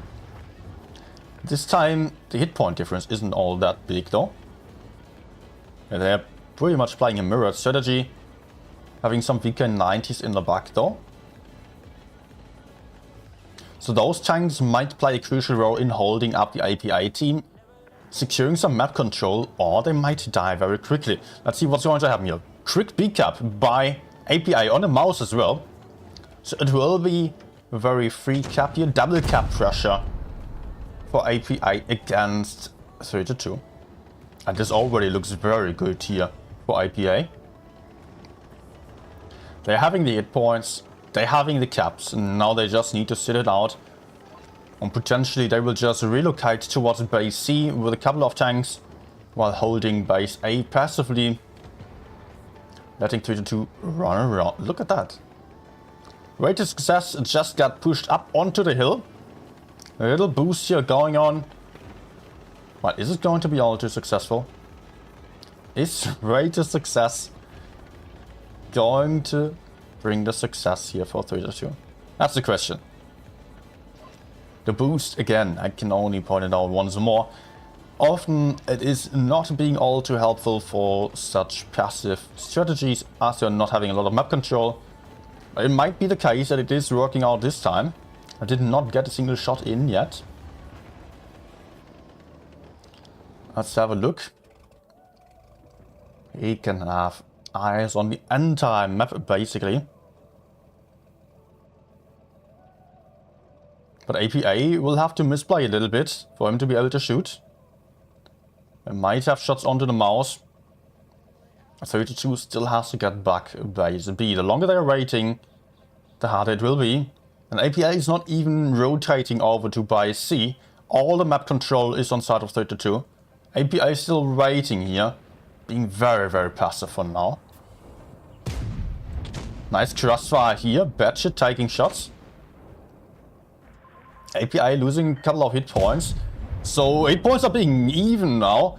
Mouse getting crossfired a lot here. Now the Leo is also firing in here, but not really connecting his shots. Still having more shots here. API is counter pushing onto the VK90s. And that means that the Leo will be able to farm from above there. B has been taken, so cap advantage for 32 again. But what is he getting? Crossfight here, 1k hit points lost. And APA is still continuing their push. Leo is farming from above. Farming. I'll be interested to see what damage he is racking up on this game. Base B and C outside of 3-2 now. The mouse is going to get killed very soon. Captain Jago still getting bullied a little bit. 542 despite the reactive armor. Probably also because of the ram damage here. Captain Jago now able to be behind the VK with the HE. BA being stopped as well by Punisher. But maybe overcommitted a little bit here. Just a little bit to that push because he is getting punished. Definitely going to go down very soon. If he's not being careful, not being too lucky here. But Yennefer is going for the kill. Yet at the moment, well, look at that, it was actually failed HE. It is still a gun advantage to the 3-2 guys. Yet APA also managed to take base C again. They will win this on the points. They will absolutely win this on the points here. With the Batchet taking base C, still A not being possible to stop for base. For B, not B love, 3-2. This is a 4-0 clean 3-peer. 3-2 is out of the tournament. Actually, 3-2, finishing on the 4th place in the Blitz Stellar Cup.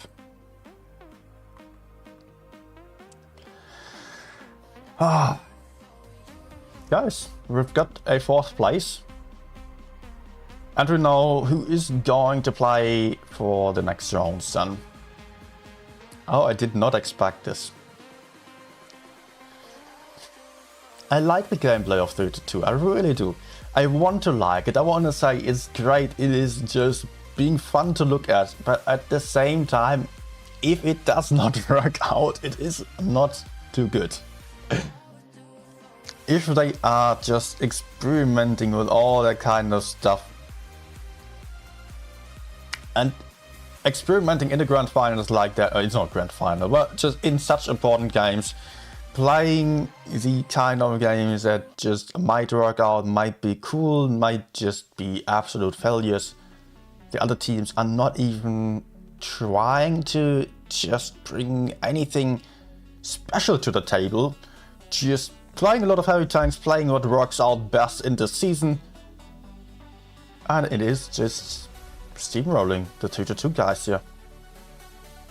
Not to steamroll in every game, 3-2 was already having some great season, but you'll have to think about it, 3-2. If it is really worth always going for the stuff that is just, yeah, not common.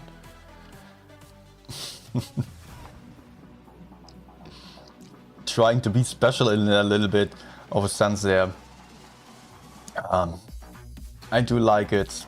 Compliments their strategies, but yeah, sadly not working out, not being compatible with the season here, with the meta. So commiserations to 3-2, congratulations for the 4th place, although I know they did not expect to end that low with that team, probably wanted to get further to the top, but it won't be possible for them. So we're still having a couple of other teams in the tournament. To my surprise, that will also include 3-2. Not 3-2. Crick it will be. Of course. So let me show you.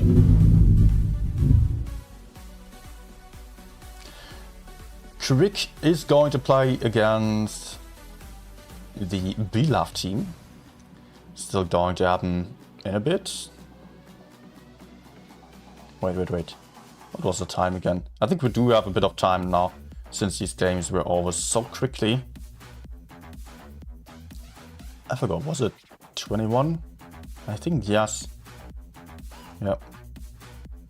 21:10. Right. So I will have some time for random games. I cannot give you any leaks or so on this stream, sadly, unlike on the official channel there. Actually, 3-2 was still having a better time on the first games here. And then getting demolished in the lower bracket semifinals. So you can see how it's going to happen here. Lower bracket final will be tomorrow. Today we will still have Bila versus Crick, the winners of the first matches that we had here. Bila versus Crick then today still, in about half an hour. Until then I'm going for some random gameplay, just going to relax a little bit.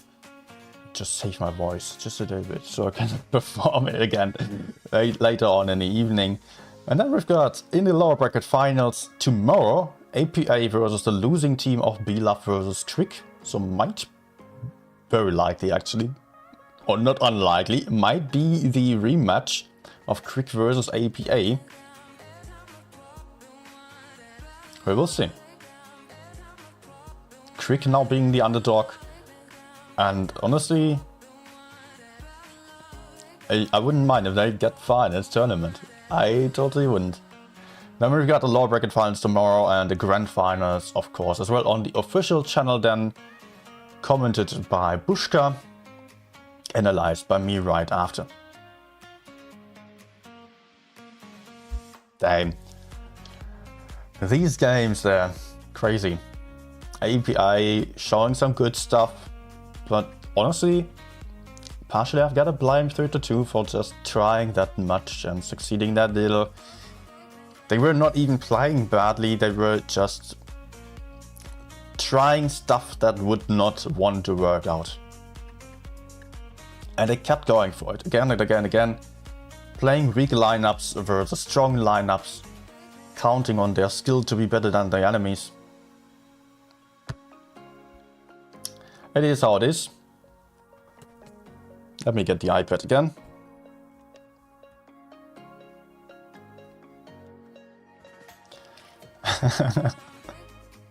Some question on the chat again. Right, if I watch this, I'm going to get keys. Yes, if you watch on the official channel, on the official portal, it's basically, where is it? Here it is. These streams right there. Nice emoji spam. I think that, yeah, that's my stream.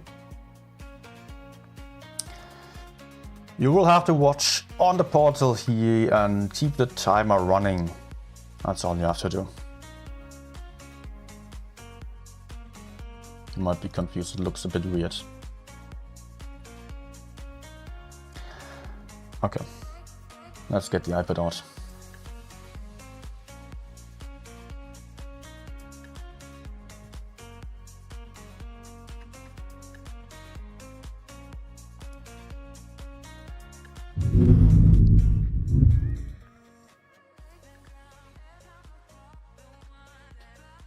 Okay, I'll just go for a couple more Leo games, and I'm not going to camp. I will not get boosted.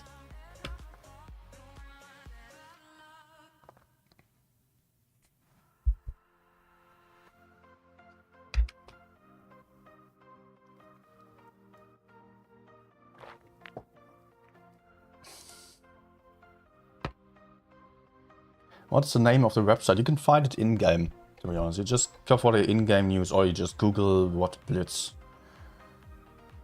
I think it is whatblitz.com, yeah. W-O-T Blitz, as you probably know.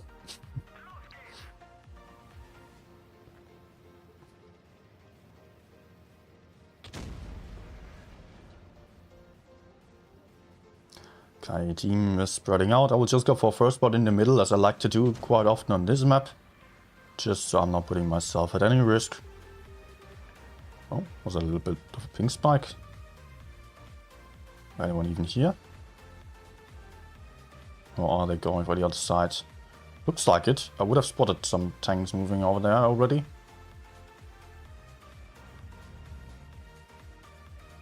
How is no one spotted? For real, we're already having tanks far to the right side. Let's proceed to move out over here. I see AFK. Just judging by the movement, he's just pushing some other tank there, actually. There's more in spawn. I have to run.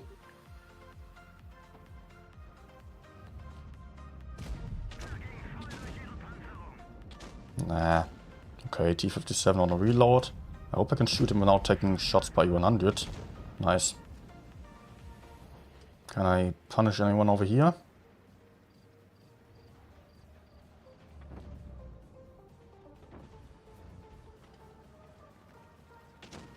My teammates really need to do stuff.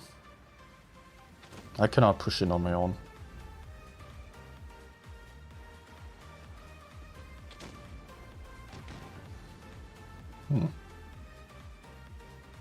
Go, guys.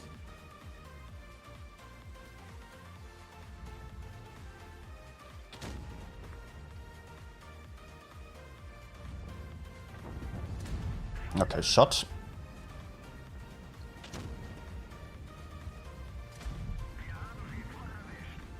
Not looking too great, but it's not lost yet. Checking the minimap, enemies are still quite far away. Let's keep him tracked, so my teammates can shoot him then. Dude. I want to help out so badly. Ah, yeah. That's TVP.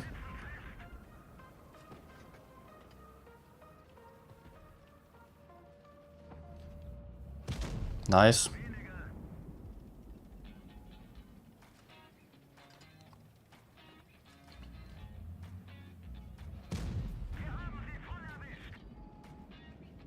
No? He's not going for me? Interesting. That's a bad mistake, mate. And all in Minotauro. Good.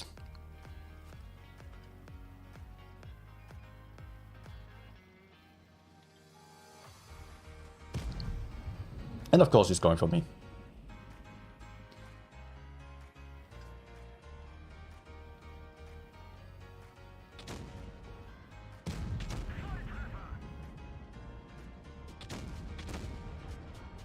Not long anymore though.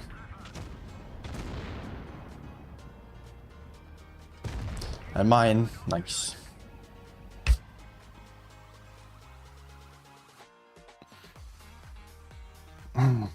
I did not have a good feeling about this game, to be honest. Yeah, it was just... Our mediums died very quickly. Heavy as well. Heavy's already also took a while to move up. Let's see, API and B-Love in finals, yeah, me as well. Definitely. I just don't want to say that Crick doesn't have a chance, because they are doing a great job as well. But they are the newcomers here. Let's just remind you, Crick was finishing first on the Challengers tournament, meaning top 16 last season. This season they have been the first one to qualify for the professional tournament. And now they are already top 3. This is huge. This kind of improvement is absolutely great.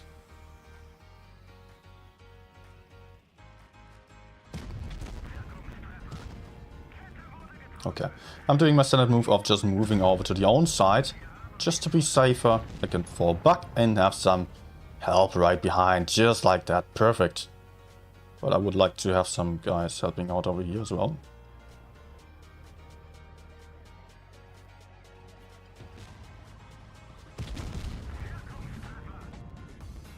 A bit more help would be very nice. I'll take one here, I guess, no?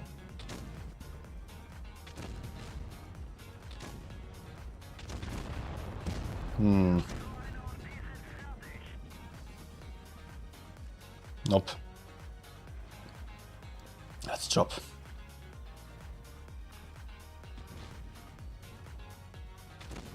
Ah.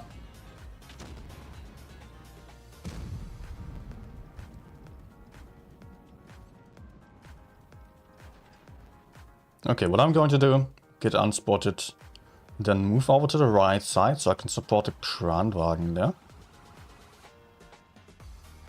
How can I do this most effectively? Maybe over here. Waiting for the track shot, maybe? No. It's a bit risky about TTs potentially over there. Not having much information.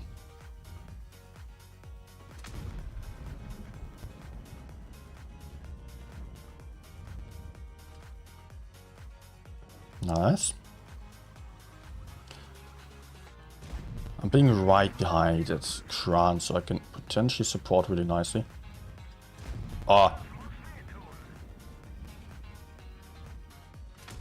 Wait, is he actually spotted?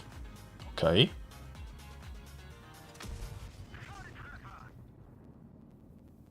What is he doing now? Is he AFK?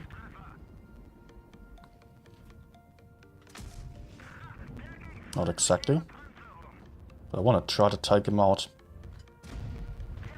It's such a dangerous tank. Please, please, please, please, please.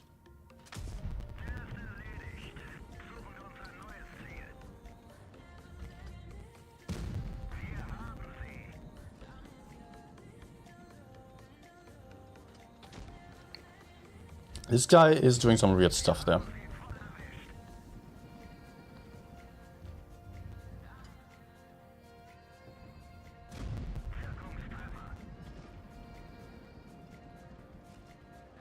Nah.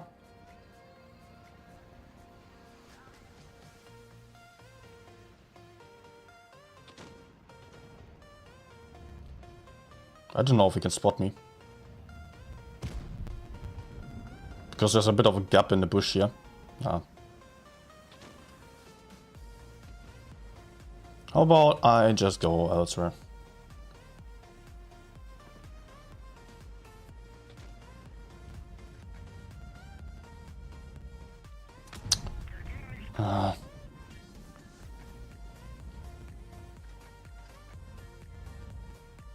Dude. That's not too great, to be honest.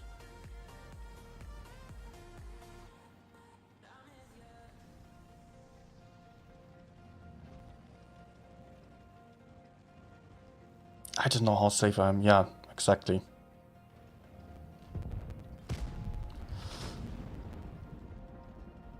Oh, nice. But this E6 is a problem. Also, I'm very worried about E4, but nice to know that he's there.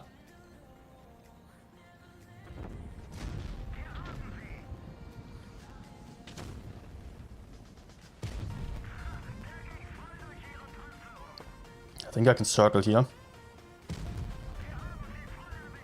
And hopefully I don't get shot by E4.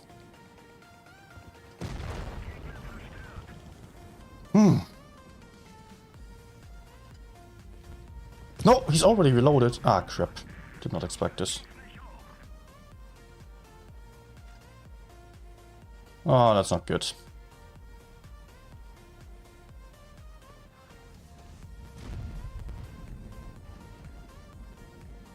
I'm not getting spotted for shooting though.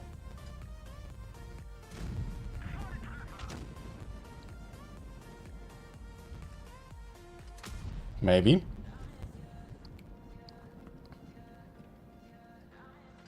E4 might be coming from the right, to be honest.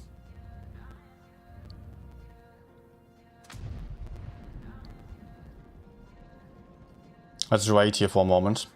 I don't have much information. Waiting for them to push the 114. I don't know about the E4. He's a 2-shot.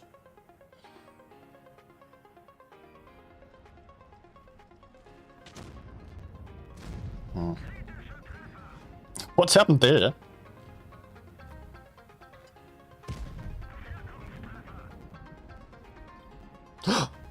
Oh my gosh, he bounced for real.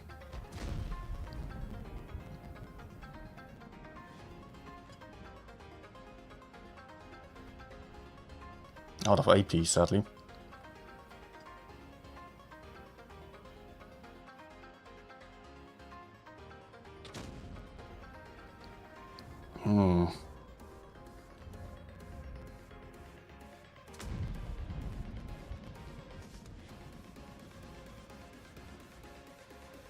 I'm so afraid of getting blind fired.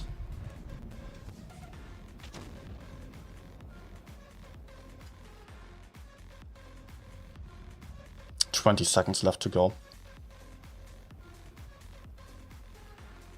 No, I don't want to draw now. 12 seconds.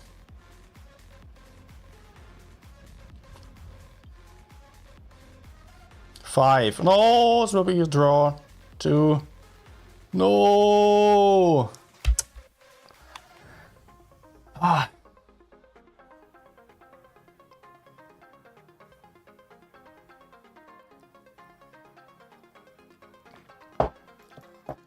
Oh, what? 7.8k.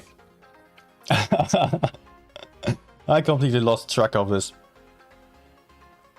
Ah, man. Sad.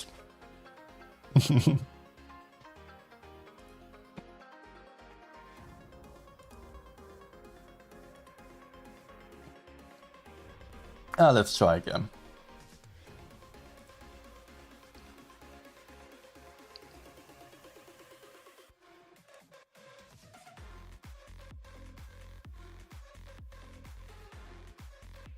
And yeah, to those who are still asking about where to get the keys there, the links are pinned here on the chat. That's all you need.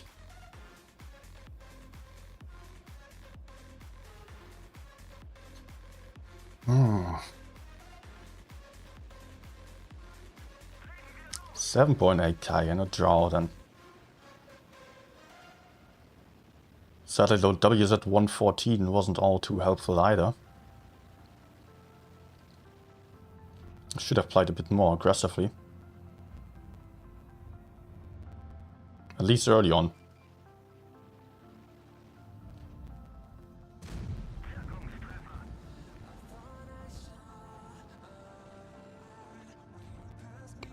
While I'm spotted, I will still carefully spot here like this, just to see.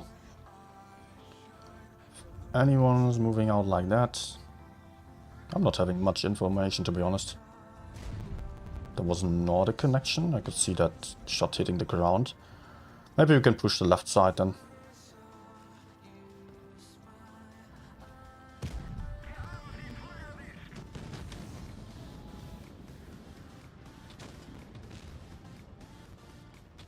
Oh, wait. Oh. Yeah. Let's go. I'll maybe wait for E100.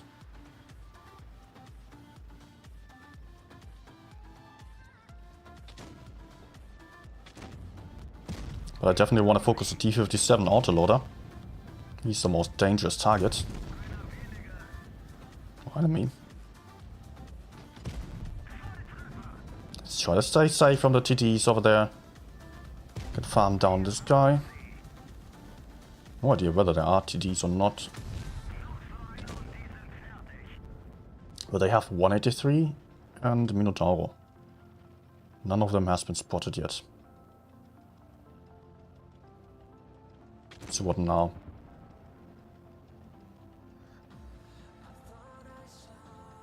Problem is, if I get closer to the I-7, he's just going to proxy spot me.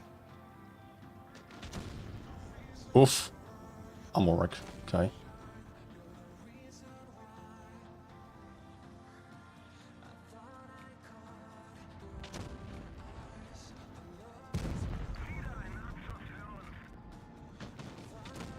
Okay, I will get behind the FV, I would say. I-7 moving in from the other side.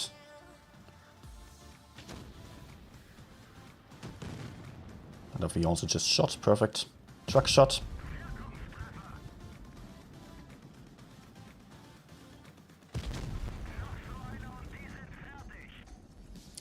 Okay.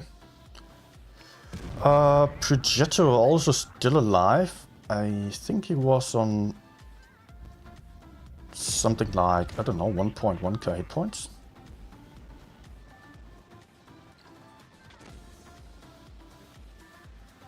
Nope.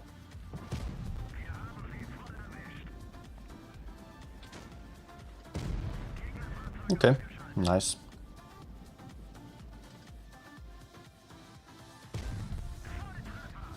And looks like that will be mine, unless if he pushes forwards. Okay. Okay, I'll take it.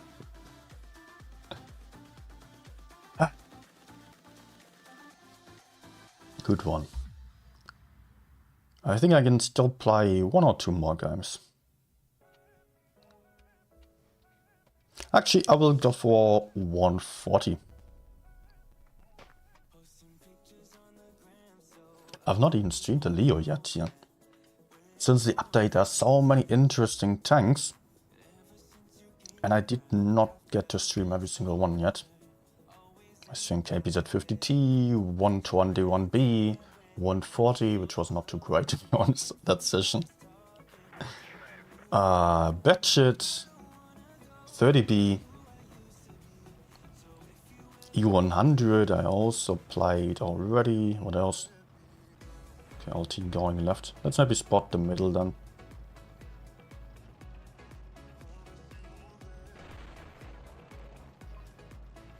So just in case you want to see, WZ113 GFT is also already on the channel. No one here.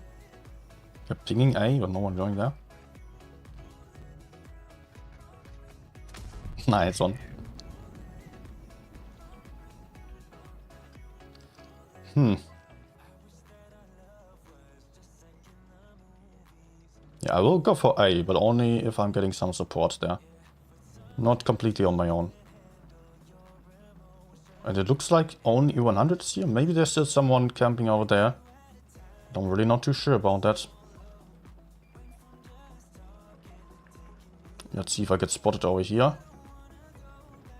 3, 2, 1. No. Then I can proceed to crossfire those guys, I think. Whoa! Have we already dead? No. Ah, look at those campers. What on earth is going on there?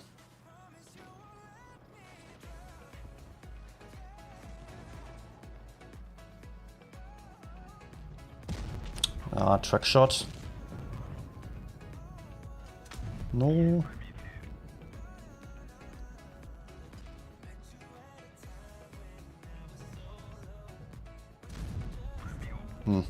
Cannot track him again. Where's the T62? Over there or on a hill?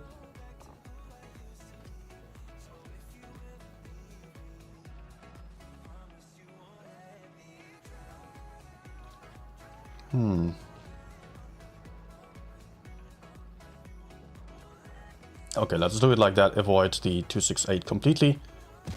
I can be more effective over here, I'd say. I think. Weird game. Look at those tempers. Everyone in spawn, basically.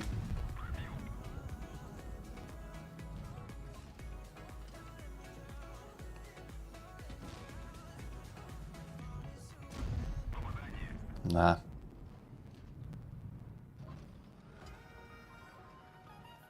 Nah, it just keeps aiming for me.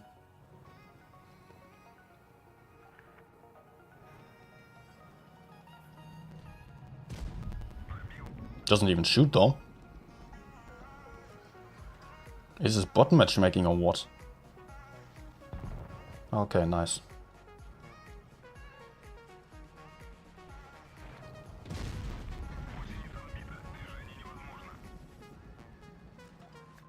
Ah, there he is. I was already asking myself. Oh. Ah, of course. He gets me. Now a one shot to the 268 as well.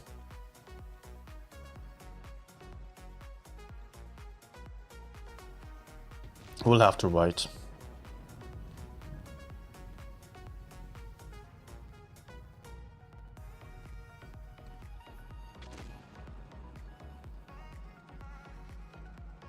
Has he given up or is it just... Oh no, come on, for real, mate. Yeah, you deserve this.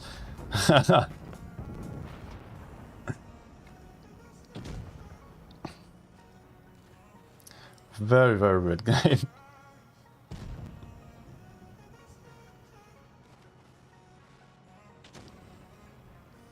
Hello, mate. Oh, awesome bounce. And I'm dead, I guess, yeah.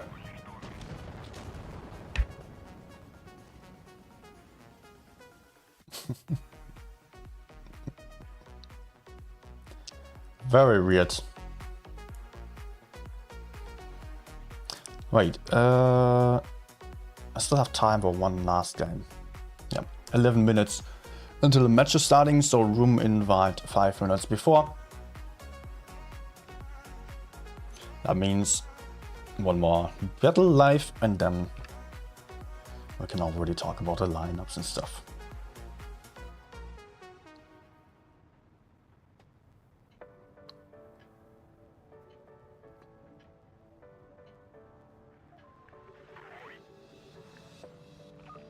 Okay, let's go for the bridges here. Usually the best thing to do.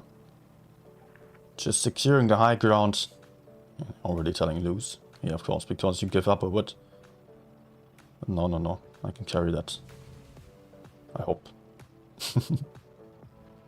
Let's see. Interesting. What's wrong with the matchmaking right now? What? Nah.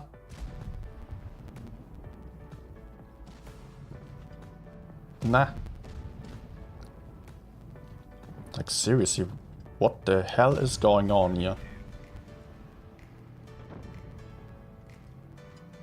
Let's ignore him. I want some damage. Nah, is it pushing? Heck. This is so weird.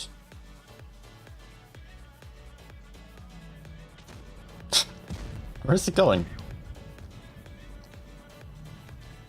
Trying to hide there in the corner or what? I'm not paying for this, guys. I don't know why you accuse me, but I'm not paying for this matchmaking. This is not the standard for me.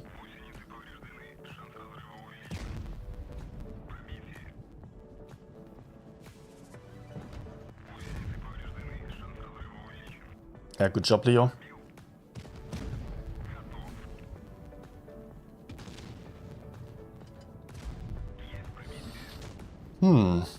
Let's get behind here.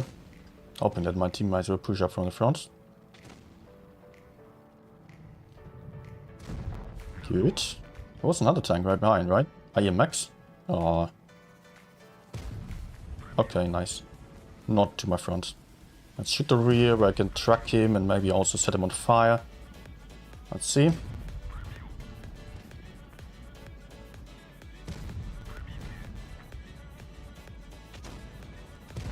Good.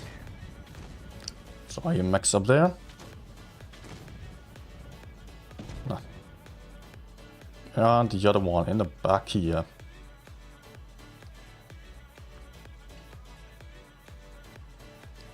Moving up the bridge, it seems. Nice flank by him. Oh. Come on, go, go, go, go, go, go. I want some damage. Oh, give me the armor rack. Ammo. Will maybe be another ace.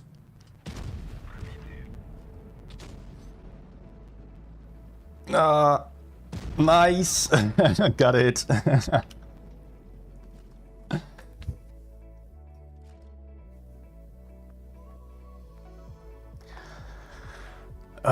What are those games?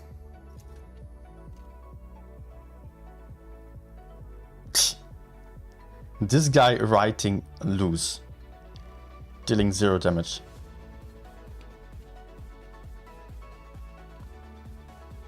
It's been experienced players with a lot of battles here.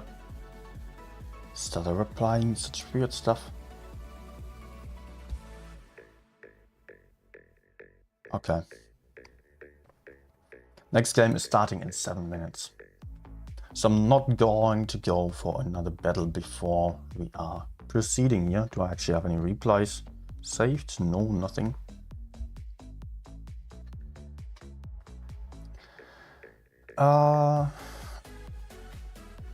Okay. When will I be streaming again? I mean, the next games? Next tournament game is going to be in just a few minutes. And next stream, I don't know, usually I stream like 3 to 4 times a week. So probably taking a day break after this one.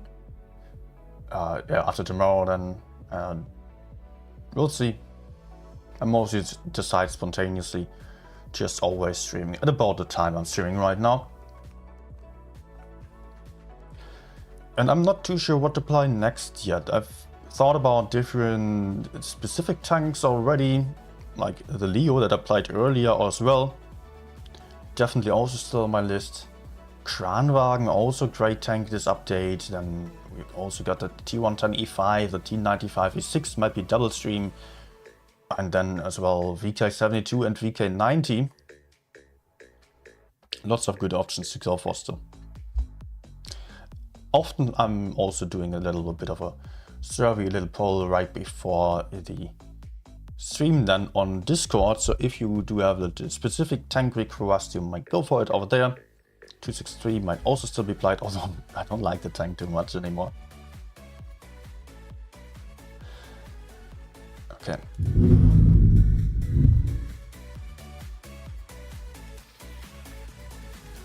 Let's start the stream, the game on PC again.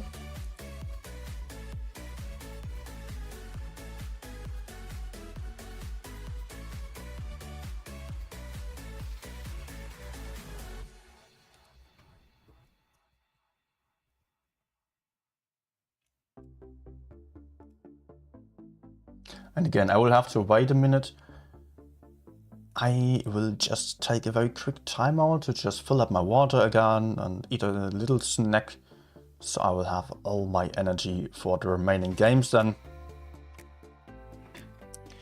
So by that, be right back. See you in a minute again.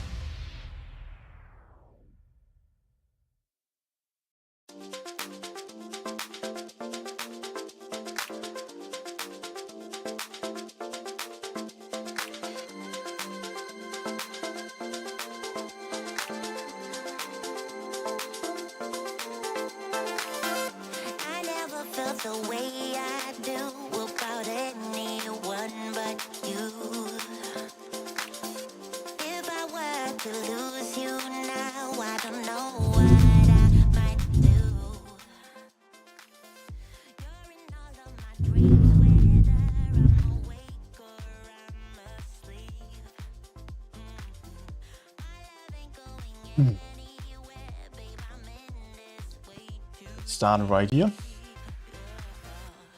And I will also set up the team names for in the battle.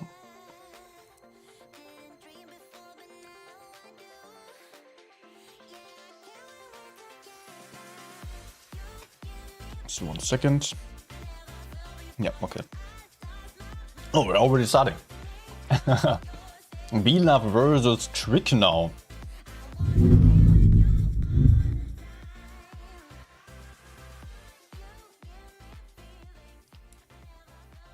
And we are starting on Altenstadt.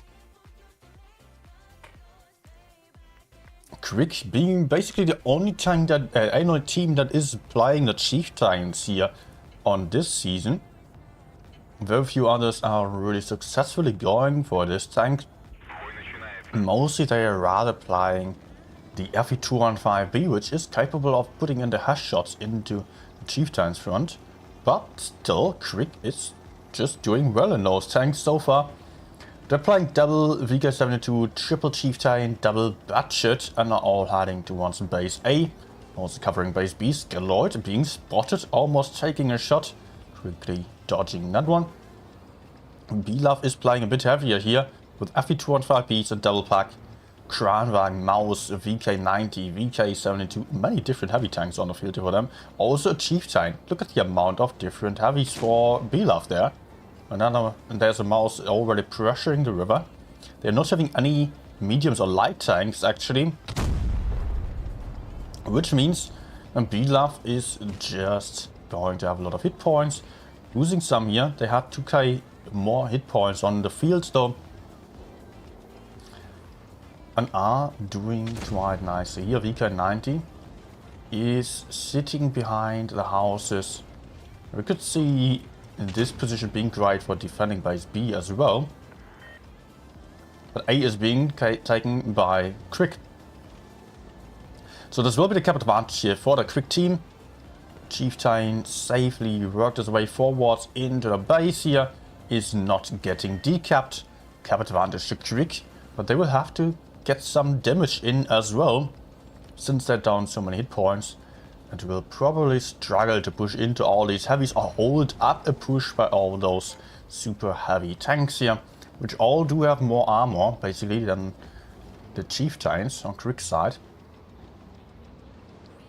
Although I don't want to underestimate the Chieftain's power with a reactive armor and a decent mobility, good gun depression, and good DPM as well. VK72 here overlooking base B. But currently it is up to Blitz to make a move. Blitz has also taken base C in the background. But that is not granting them the cap lead just yet. They will have to do something creative. And there is Crick here just holding base A in careful positions, good positions for crossfire. Only Striker is a little bit isolated potentially here. He can potentially get pushed onto. Nice crossfire onto Kaima's locks.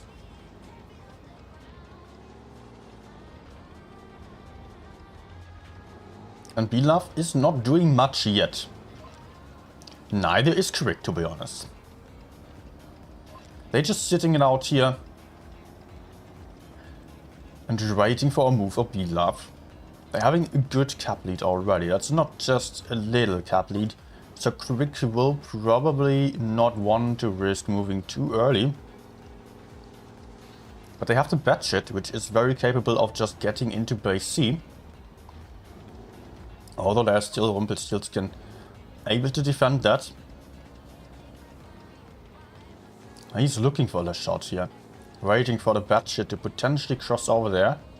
And we can see some movement in the background. Batchet rotating, but he will probably outspot the VK, I assume. And there's a move over here as well. Right, getting pressured now. Potentially just getting YOLO'd out, and that's what I was talking about. Striker's position being fairly isolated here. He might be in great trouble. I'm not too sure whether the others can comfortably or safely cover him here. Skilloy also taking some shots. Kitsune as well, even being perma-chucked here in the open. But Striker is so isolated that we will get killed 100%. That's not going to be avoidable here for the Crick team. They will have to repush somehow. And that's Striker already. There he is. But Kitsune also got shot down to a one-shot in this push. So Crick might go for a repush, but they're also moving into the city here. Badger does found a VK72 Psychopath Genie though. Got shot down to just a few hit points only. All caps on Bilaf's side right now. The Mousers doing a great job here. Pushing into base A. Crick's Chieftains are struggling still. They did manage to get some kills as well. They did manage to kill Kitsune. And also Litovsky here overpeaking a little bit. Might get pushed onto now by Dirty Devotion here. Push is coming in. Also Badger pushing in from behind. Well done here. That's another kill, gun advantage to Crick. While I think LaRouche here in the mouse is now in the focus fire in the middle of many Crick tanks. Bilaf also managed to secure base B though. And they are pushing onto KMS slots, getting the kill in as well. But they are losing the gun advantage, or they are just going to be at a gun disadvantage very quickly again. And there's another VK getting deleted. Also BotDB got killed on the other side. This Chieftain also being taken out in the back here. And Baby Potato can potentially still make a move for by C again. The points are increasing for Bilaf, yet they're only having 2 tanks versus 4. Yet with the kills of the Chieftain, they might still have a chance here. It's a low roll, 543 damage only into that Chieftain, who is left alive on 16 hit points only. But even with that kill, it would only be 970 points for Crick. All bases are stopped now. And I don't think there is a chance still for Bilaf, as they are not having any caps. And they would need another kill, but they're losing 1 tank instead, which turns around the cap points in favor of Crick. And Crick is taking home a comfortable first win here. And actually I'm just having the wrong team name on top there. I'm sorry, apologies for that. Of course, we do have Crick Node 3-2. Apparently I misclicked. There we've got the snail of Crick. New logos. I think it's the right side, yeah.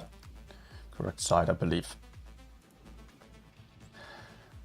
Interesting gameplay here by Crick. Great counter push as Bilaf rightfully pushed onto the isolated Chieftain. It was Striker over here on the Chieftain. Still, he put out 2.2k damage despite being the one who was getting YOLO'd there.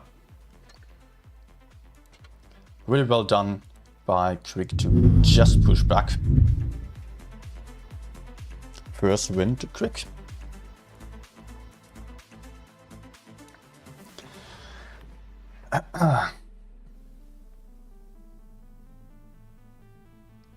So we've got Bilaf playing pretty much the same lineup. Double VK72, double FE215B, but also playing a budget this time. Paired with another mouse and a VK90, so very heavy lineup for Bilaf again. The FE215Bs were not working out too well against the Chieftains yet. They were not being the one time to just obliterate the Chieftains despite the reactive armor. I mean, just keep in mind, reactive armor is great to just decrease the amount of damage you take in, but at the same time it is completely ineffective against HE shells or hash shells, which the FE215B has. And the FE215B can HE the lower plate of the Chieftain even just as the sides quite easily. So that definitely helps in the push. But the Chieftains rocking out for Crick. Crick changed the lineup also, no Chieftains for them anymore. They are playing some IS7s, double IS7 for them. They're also playing some mouses and some batshit. And I can see WZ113 GFT, which has not really proven too well in this tournament just yet. We will see whether Crick will be doing better with that tank than 3-2 was. At least it is not being twice on the lineup here. Iwata getting towards the outer flank here, spotting aggressively. No one spotted on A just yet. Bilaf mostly heading towards base B. Over there we've got one batshit carefully spotting base A. on side of Crick. Kind of similar to what this batch does over there. Well, the rest of the team here on Crick's side is heading towards base C. First little shot into Cedric, but it will be cap advantage for Crick. These FA215Bs might potentially be in trouble here if Crick decides to get aggressive on their strategy. But currently that's not really happening. So Crick is just being a bit more careful about this. No Crick strategy by them. Batcher taking a shot on a run. Not good for Dirty Nip, as he is just a light tank, which definitely needs the hit points. There's a mouse being very aggressive. The Batcher would definitely get spotted on a run, would probably also take a shot if he did so. But Crick is relocating. Worthy TD. Moving into the mouse. Shots being lined up here. Mouse bouncing. Alexandrium also bouncing his shot. So, what did he be? Did he also bounce? I don't know for sure, to be honest. Mouse only took 1-2 shots here. That's not too much. It's kind of fine. Bilab also managed to take base B, which is often very, very important on this map, as it is hard to get back, can be shot from many different angles. Once you give up the defensive positions, the enemies will suffer, because A might also still be taken, but currently that's not the case here, as Crick is just increasing the pressure onto the mouse. KMS locks and Alexandrium being in positions for nasty crossfire will probably get the kill. 300 damage only into the mouse. Now this KMS locks aiming in his shot again. Might have the kill shot. Yes, does get the kill shot in. Very nicely done here. So that's a gun advantage. Surprisingly, it is the mouse, the healthiest tank of all of them, being taken out first by Crick, as the mouse was in a fairly aggressive position and was there to shoot out the Batchet, but that favor was not granted to him. So Belov now has to push in with a tank disadvantage, potentially, although they do have the cap advantage still, or they do have the bases. They do not have more points yet, but they also have some isolated tank over here. The RV215B being in front of 3 tanks facing him, yet he is still being somewhat covered from behind here. And there we can see RV215B moving in on the other side. Litovsky moving into Cedric, having some nice crossfires. And Litovsky will also be able to take base C again, once killing that IS-7. So nice counter push here. Also Kitsune is moving in over there together with the other VK72, who are getting a kill together. Nicely done. So it is being a tank less on side of Crick, but also they managed to take another kill here. Guns being even with this kill already, but the Batcher is also being in a very risky position, being a one-shot. So is Cedric, who is not able to defend by C at all. Belov is coming back nicely from this, taking all 3 caps at this point, having the hit point advantage by about twice the hit points, or 2k hit points more than Crick has. But to be also not able to connect his shot, I think he was set on fire even, just getting shot down, or maybe it was a double tap still. That's the cap win to Belov. Really well played here for the cap gameplay. Just taking one base after another.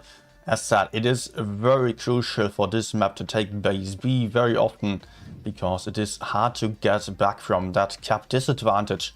Once you take some more bases as well, you will be able to increase your points very, very quickly, and then the enemies have to push into unfavorable positions, and that was working out really nicely here for Belov, despite the disadvantage that they had for a moment.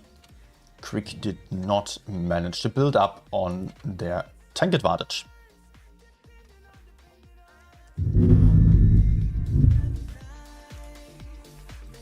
One to one.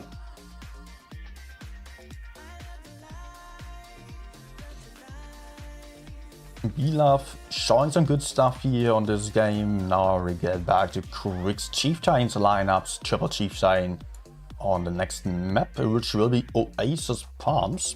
Often being played for the medium side, offering some great positions over there, but the chieftains can also play the dunes in the desert on the heavy side. Dunes are everywhere on this map, so this is not telling all too much about the strategy just yet. But the chieftains also get some other support of great hull down tanks here with the Badger. The Kranwagen IS-7 might be used for covering by sea, which it is often being used for, just carefully spotting the sea base, holding that up while everyone else is rather going into the city. Maybe some campers behind, still Badger spotting the desert. Belab on the other hand is flying a couple of super heavies again, actually one VK90, one VK72, one mouse, and also WZTD.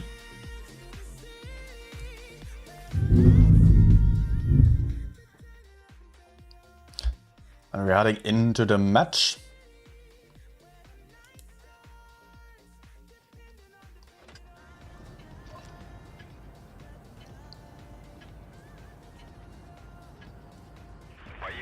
Let's set up. Belab heading into the desert with pretty much everyone. Even the VK90. Only the mouse is staying in the city to defend base B potentially and have some crossfire. Crick is... Oh, Batshit! Why did you do this? That was too aggressive here. Did not expect anyone in the desert here. Not with this lineup of full heavy. Actually, there's not a single medium or light tank for Belab. And Crick was really not expecting this. They thought they could go for a quick cap of base C. But they also managed to take base A. So that's pretty good for them. They will have the cap lead. They might even be able to take base B still. But B is always very risky. As it is very exposed here. Enemies might just push up quickly to the sides here and shoot out that tank who might not have any chance of getting away safely. So actually there is not much of a difference here in the advantage, although Belab does have a lot less caps already. They will need more than one kill to come back from this. Badger should be a bit more careful there. Badger holding up the spawn in some very, very passive positions. Still getting penetrated here. I thought he would be perfectly hull down, but he will also be very hard to push onto, since he is just in a strong position. If he is getting pushed onto, then Belab will waste a lot of time for getting that kill. And it would mean that they are also pushing away from the caps, getting dragged into bad positions. So that Badger is probably being kind of safe there. And we can also see Belab already rotating back into the spawn, trying to get towards base A. That's a standard procedure, just spotting the enemy spawn, getting a bit aggressive there, and then relocating back into the own spawn, making a play for the caps on the other side. That's standard tournament 1-1. And Evgeny is getting dangerously close to the B cap. Might drop in there very soon. But Belab is still waiting for the FVs to potentially move up here. VK90 getting crossfired as he is being spotted. Crick has all the tanks assembled here, right behind an A-cap. Striker again in a bit of a risky position, maybe just being a bait. Might have a good shot here, 488 into the FV215B, well done. Striker also has to be careful. He's still collecting some spots, some information for the Crick team, which is great. But if Belab is going for the push, they might have a tank to push onto. Especially with the mouse being right behind. Striker won't have any way of escaping, but there are so many tanks here who can potentially pressure or just cover and re-push quickly. That might be fine. Belab also making a play on the other side here, going for the Badger now with the WZTD and also the VK72. Oh, the Badger moved into some aggressive position, which is going to backfire a lot, I assume. If he is not able to pull back into cover, then he might just die way too clicky. 500 damage into him. On the other side, I'm checking the minimap. Not much is happening here. But Skin with the WZTD filing to connect his shot, just putting an HE. And the Badger is still being covered here by the Badget. And Crick is counter-pushing in the city here. Having Letovsky in focus fight seems, but they're not having too many tanks there yet. B is being taken by Yevgeny as well. Striker losing a ton of hit points, down to half the hit points only. As Devotion is moving into the fight, trying to shield a little bit, but bouncing the shot off the VK90. And also Classical is coming in to shield now. Great teamwork here in this game. Classical trying to do his best to avoid his teammate getting killed. But there he goes. Both teams lost tanks, but it is actually Crick to lose more tanks than the BLAV team. With a Badger and one IS-7 being out of the fight. Now another tank getting killed as the BLAV guys also lost the mouse. Currently the B cap is also being taken, but no, Alexandrian aborts the cap to go for the kill. Will be the right choice. Guns being even once more. Hit points neck and neck, but BLAV just grabbed up a lot of damage here and another kill in a second. And it looks good for the BLAV guys, with Alexandrium here being focused down, losing a ton of hit points by big shots from the VK72 as well. All caps on side of BLAV, and also with that kill they managed to get the points up to 1k. BLAV still coming back really strong. And that was the second win for them. Well played. Evgeny being a great bait with his mouse in the middle. He did not really connect many shots, just one actually out of 7. But that's fine. He is the mouse player. He needs to take some shots. And yeah, he was just trying to cap a base B, distracting all the Crick guys who were struggling to kill the VK90. And that was just definitely working out here. Also then cap management in the end game, still much better for BLAV. They managed to take back base A. They still had base C. Increased the pressure on literally every side. While the Crick guys were not even able to keep up. And just lost the flank, lost the front as well. They lost basically everywhere. Their push wasn't all too unsuccessful.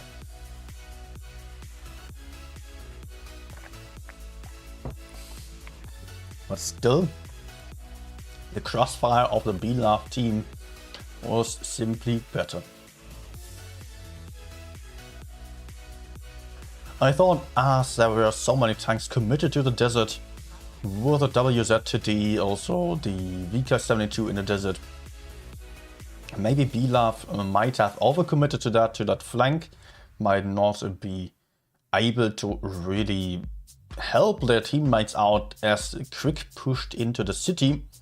Yet we have to keep in mind that Crick also had the Badger camping in the back, who could not help on the push, just as the Badger was simply not the most effective tank for such pushes, simply due to the lack of armor. And we can see Jaki 100 here on the field now for BLAV. Rarely ever do we see this tank in tournaments. And mostly it is being used on Dynasty's Pearl. Double TD lineup for BLAV. Oh, is that not too much? 113 GFT having some shots onto the B cap from that spot, and also just baiting, waiting for some tanks here to move over to potentially punish them. Skeloid pushing into the canal, being spotted doing so, but also Crick is pushing into the canal with the double IS-7s. Okay, I'm interested to see what's going to happen on this strategy. Crick also has a double Dio and a Batshit. And the IS-7s are getting aggressive here. Already pushing into the enemy spawn, having that mouse in focus. Classical not able to shoot just yet. Now he's putting out a shot, but he actually connected onto Alexandrium. Look at Alexandrium, he's just being down to only 556 hit points. That's not great for him at all. He's already getting pressured now. Although Belov is not really committing to the push just yet. The VK72 is not having a good time, has to drop down here, but will be taken out fairly easily. But Botterby can still hold up the others for a bit here. The WZTD still having crossfire, and look at the I-7s here turning around, won't be pushing in there. They are in bad positions. They can get crossfire from the front here by the WZTD, they can get crossfire from above by the VK72. And also they are having a mouse to the front, which they do not want to push onto. Will Kitsune have the shot? No, he's getting punished. Does not get the shot and tries a blind shot onto the Leo, but gets farmed down here. He's perma-tracked for the time being. Still getting tracked here. The Leos and the Batchets just pushing in here, but that's an Amarok or Striker. I've not seen for how many hit points, but that's probably been a lot. That's been a kill here for Belov as well, as they were actually just misplaying with Kitsune, losing one tank but gaining another tank back here. Alexandrium still low on hit points, double caps now for Belov. And there are the Cricks, lights and mediums rotating back into the spawn, going to prepare a counter push onto base A. Alexandrium currently unspotted, seemingly able to move back into cover. Hit points highly in favor of Belov, cap points in favor of Belov as well. This IS-7 here, Dirty Devotion, being absolutely stuck in the kennel, cannot push forwards, cannot fall back since he has all the tanks spotting him and just potentially waiting for the push. But if Belov pushes onto the I-7, then they will give up the caps as well. So it will be more about the A-cap, I assume. And there come the Leopards and also the Batchet here. But there's a Jag, which is very, very dangerous, has loaded up the tungsten shells, is covering base A. Might have some big shots here. Does not quite get the gun down there. The VK72 had a big HE there into the Leopard. It's not looking too great for Crick. The fast lineup here not suiting them too well. They are biting their teeth out. They're barely having any hit points left on the field. They're desperately pushing in now. The Leo is getting taken out here as he tried to take out the VK90. And there goes the next Leopard. Batchet being down to a one-shot. 995 points on the field for Belov, and that's another win here. Look at the hit point difference, 7.3k hit points to 661 hit points only on side of Belov. Really well played by Belov. Crick just not able to come back here. Just look at this. VK72 getting perma-tracked, not having any chance, but Striker now. That's what I want to see. He took 6 shots actually, but I assume not all of them were with damage. He was still having a lot of hit points as I was seeing him. I don't know how many hit points he got shot there, but the I-7 push into the counter, always a very, very risky move. Got counted perfectly here with the strategy of Belov. 3-1 for Belov now, but it's not over yet. Match point for Belov by that.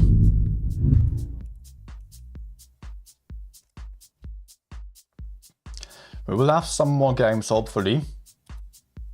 I'm just kind of rooting for Crick to still win some games. 1 or 2 please at least. And just to make things more interesting. But currently, Belov is really performing. They are showing some great strategies and just great teamwork, great crossfire. They are not giving away any weaknesses. While on Crick's side, I could mostly point out just a couple of weak links and also just experimenting here with the lights and mediums again. Similar to 3-2, which we could see is sometimes working out. But if your strategy is not working out just as you imagine, then having some Leos and also Batchet will just be a great disadvantage, as it is really problematic to push with those tanks if you're not having any healthy heavy tanks left, especially when the heavy tanks are being trapped in the middle of a kennel. 3-1, and we are switching to Port Bay. The map that just came back not long ago is now being played again here in tournaments. Belov heading towards base everywhere. Basically, they are committing to all the sides here, having a WZTD again, on the little hill here, who is able to defend base C. Actually, they're having 2 WZTDs. There is another one. They're going to defend the base A and C. Very passive strategy. Litovsky is responsible for spotting base C. On the other hand, we're having the Batshit spotting aggressively, not getting any information, while there are a couple of tanks lined up in the back here for punishing anyone trying to take base C. So Beatlov is just going for a super passive strategy, just waiting for the Crick team to do a move here into base C. It is Striker taking the base. Litovsky is going to spoil crossfire here. Blind shots into the Batshit. Now come the HE shells here. That's what was supposed to happen. Litovsky spotting carefully. And then we've got Vata and Classical in the back, shooting HEs at the C cap. C will probably not be possible to take here for Crick at all, but they have the option of pushing on to Litovsky potentially.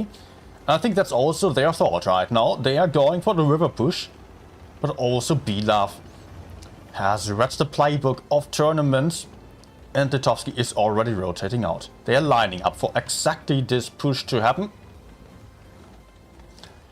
Top level gameplay here by the Beatlov guys. Also they are pushing into base B.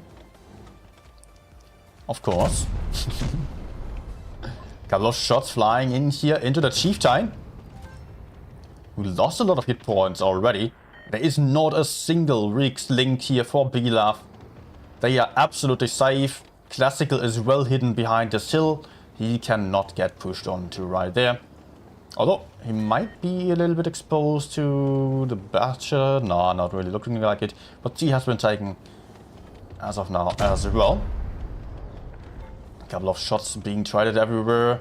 Baby Potato here in a risky situation.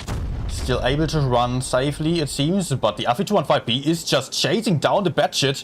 Might be able to cut off the way here. The Batshit doesn't have any chance of escaping. Will get killed. But also the FE215B is in crossfire. Might take a beating here for pushing into the open. We will see if he gets punished properly or if the Batshit is just going to die for free here. Baby Potato down to a one shot. Can potentially just get around the building here for a moment, but is getting taken out. Double caps for the Beatlov guys. They're also having the gun advantage right now. They're having the hit point advantage as well. Beatlov is just in very comfortable positions. And also look at this great formation here. Everyone lined up. Everyone putting in the same amount of aggression here. And Crick is just absolutely struggling to push into this formation. They have one cap to just 2 on the other side. They have Devotion in an aggressive position, but they will have to find some opportunity of pushing back. And the only idea that they are having is pushing back onto base A, but they are having a tank disadvantage. How are they supposed to do this? Kitsune though, getting crossfired, losing a lot of hit points, is down to just 1075 hit points. At this point does not have the reactive armor anymore. The Batshit also being spotted. Has to be careful here. And Crick is moving in slowly into the AE cap, into the B cap as well. But the question is whether it will be working out here. They are losing hit points as they're having to take the bases. KMS Locks getting aggressive here onto Skilloid, shooting him down to a one-shot, but getting counter-pushed immediately. Having water going for him. Also, Evgeny is not too far away, but KMS Locks will probably just try to take out the mouse. B has not been taken back by Crick. They have a gun advantage actually. They have managed to kill 2 tanks magically. I have no clue how. But also Devotion here just taking an HE shot. Will maybe get taken out from behind here. Classical is lining up the shot. Failing to connect though. Over there we've got FE215B versus VK72. Litovsky is going for the C cap now. Just going to abandon the VK72 for the moment. Takes a big shot, not able to connect his shot in return. But also KMS Lux got killed. Devotion will get killed for sure. That's definitely going to happen. C is being taken back. There is the kill of Devotion.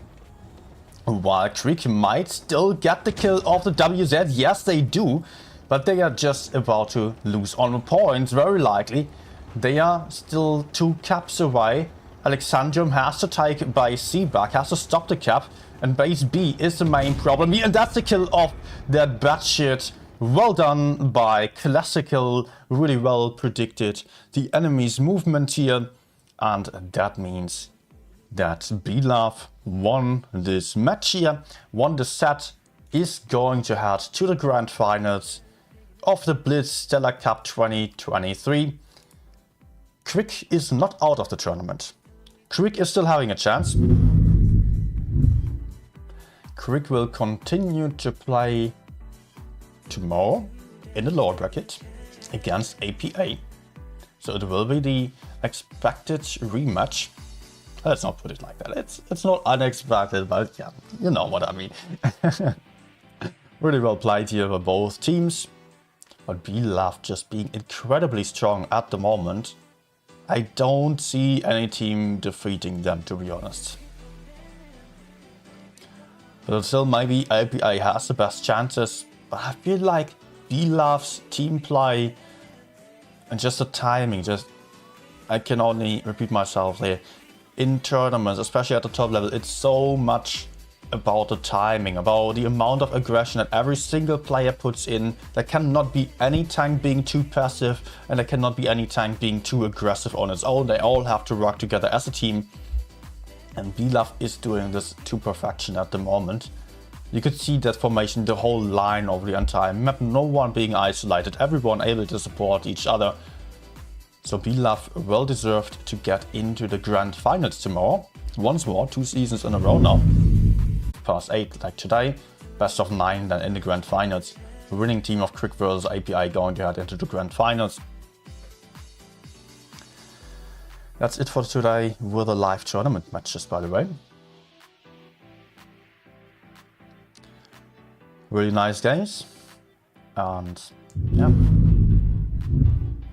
I will probably just still play a couple of random games. So if you will just stick around here, we're still up to that.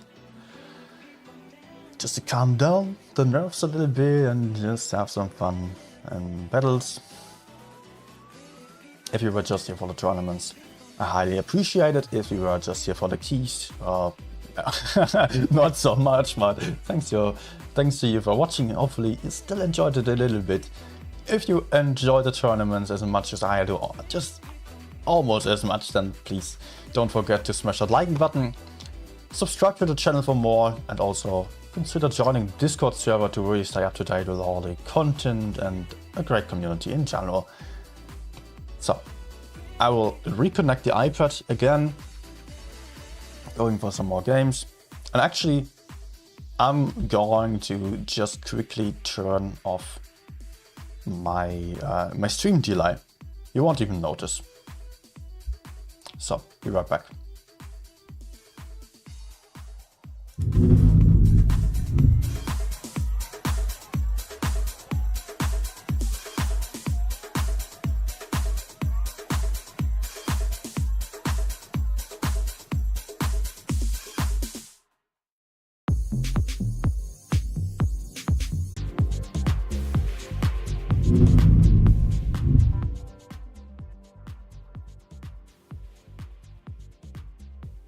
There we are again.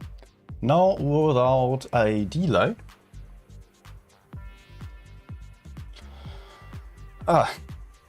Okay. Tournaments ended for this channel for this season. Tomorrow I will be back then for the grand finals. Although I will not be the one just commenting, I will be on the main channel just being the analyst then. Let's go for a couple more games. Never mind, let's just play solo. If you have any tank requests or so, then yeah, feel free to ask. Otherwise I'll play whatever.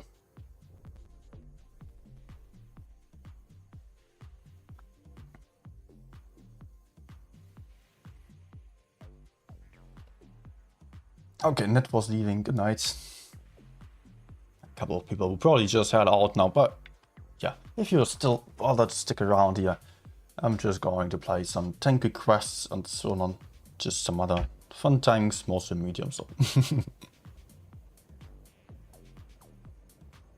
Thank you, Kuga. Thanks a lot. I like the shirt.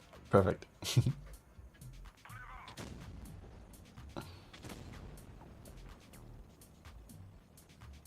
Okay. Enemies have a ton of mediums. E6, please. Yeah, I can do that. Sure.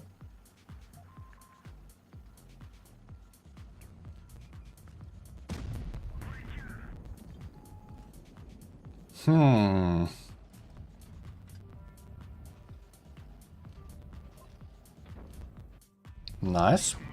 Oh, very nice. Although we also had some guy losing his hit points for no reason. I might just go kill the Leo. Hoping that I'm unspotted right now. Oh my gosh. Oh my gosh.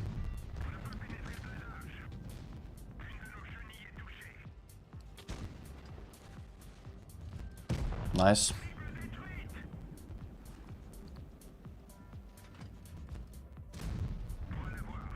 Alright, not even having Spore Liner. Perfect.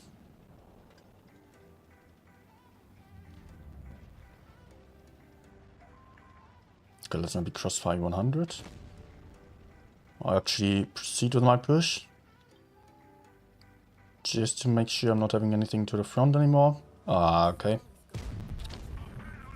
Nice. I bounced him. Well, tracks, I guess.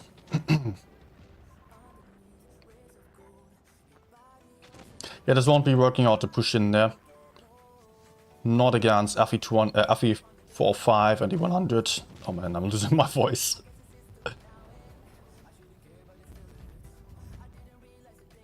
So let's try to help my teammates out in the rear here.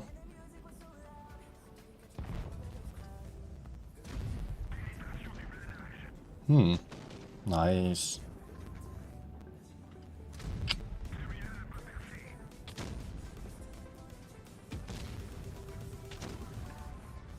Oh.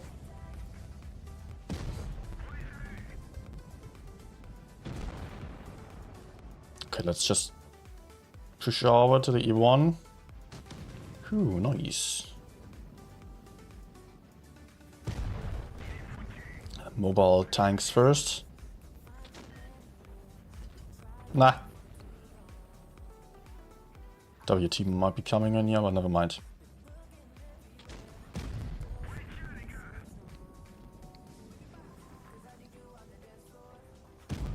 Great. So they still have FE45 and a WT.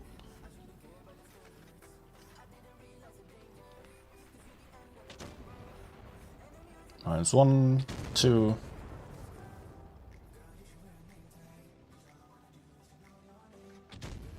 3. Nah.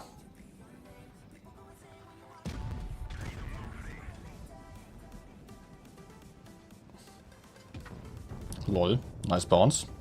You don't get that kind of bounce all too often on this tank. And an AG max shot for the last shot. Perfect. Okay.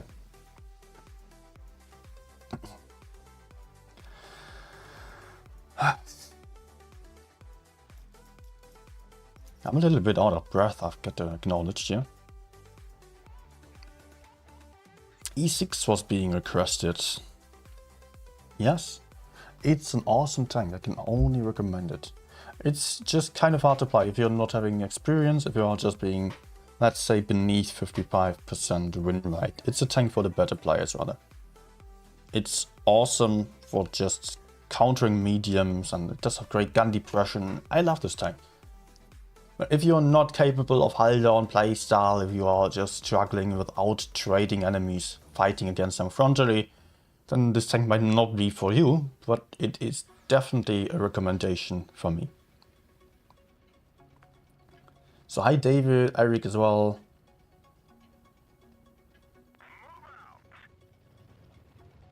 Ah, thanks a lot, Eric. Wait. Thanks a lot, David. Yeah, for the key stuff, I can just really not tell you anything. That's not my job. And I doubt that Wargaming is even reading the chat. I want to push, but at the same time I have very little information yet. Oh, good.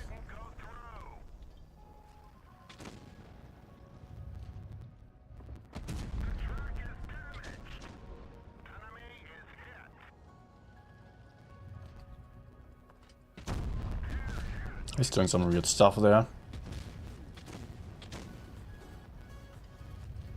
Track maybe? I can side scrape it a bit in this tank. Oh!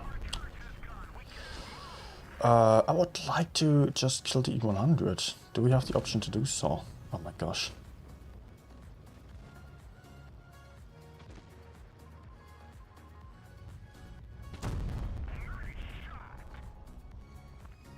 Uh-oh.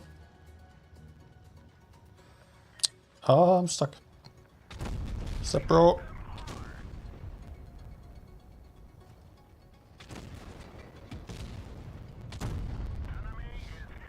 Good. I'll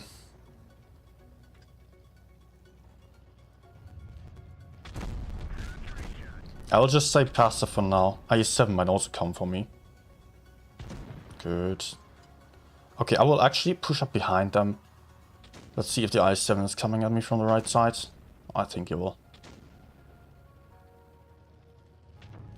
Otherwise, perfect. Oh no, it's the IE7 now. There he is, he ran away. Weird.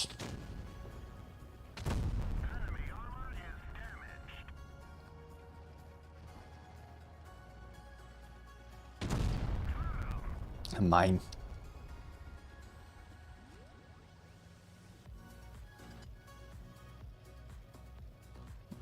Nah, what? I was shooting this guy.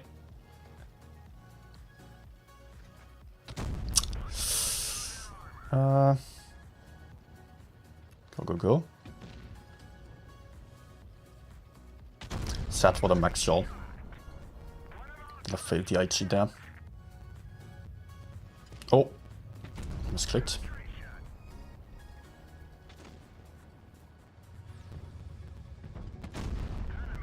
And 30B is dead as well.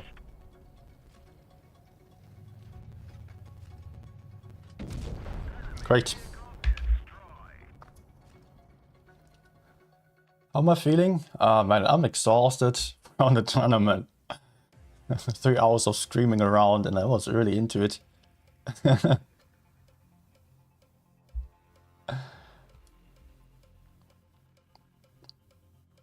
Following the live stream from Brazil. Hi to Brazil and to everyone who's just from all over the world. Always fascinating to see that people coming in from so many different places here. E6 for 13k is a steal for Black Friday. Yes, absolutely. That's a really, really good deal, especially for a tank that is that good. But just keep in mind, play it like a medium tank. If you already have it or if you consider to buy it. And if you cannot play mediums, then you should probably not get it. That's a sad truth. Not every tank is for every player. It's not meant to be like one top tank. We're always having tanks that are having different play styles. Some tanks might be better for stronger players, like the fast tanks without armor and high damage output. Other tanks like E100, 60 TP are just awesome tanks, or even Minotaur as well, are great for the average player. Might just be rather average for the better players then. I was only talking about it yesterday, I think. Because I'm always getting asked, what's the best tank? What should I grind? What should I buy? It's difficult to answer. People want just very easy answers, but in reality it all depends. It's always a bit trickier than that. Let's see if there are any TDs here. Often going here to have some quick look around the corner and get some spots in. But also now I'm in a perfect position to crossfire this guy. Let's track him. I'll make sure I don't get shot from behind. But I should be safe. No. Oh, okay. Okay, I will actually just get back here to crossfire that Yo and Vegeta potentially. But they are also getting back into cover now. But they might decide to peek again, because there are not too many tanks to their front.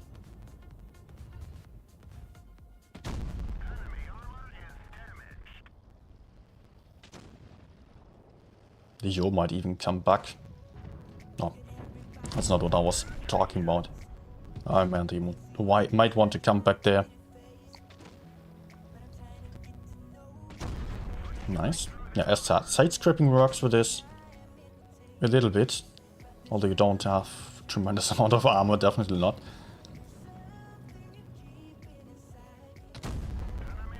Great DPM and also vertical stabilizer is nice to have.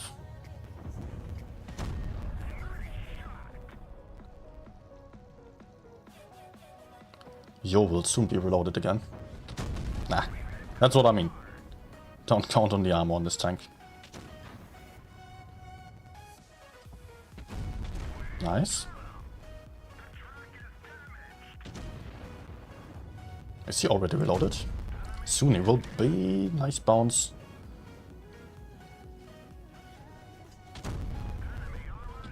Ah, and I need another one. Or maybe CVP can have him.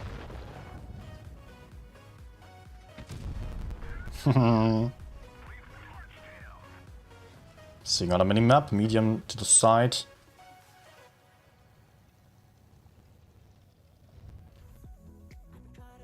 No, he's not going to peek, right? But he is.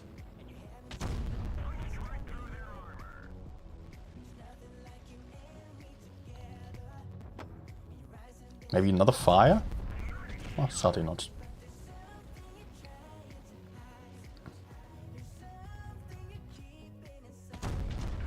Out of AP again.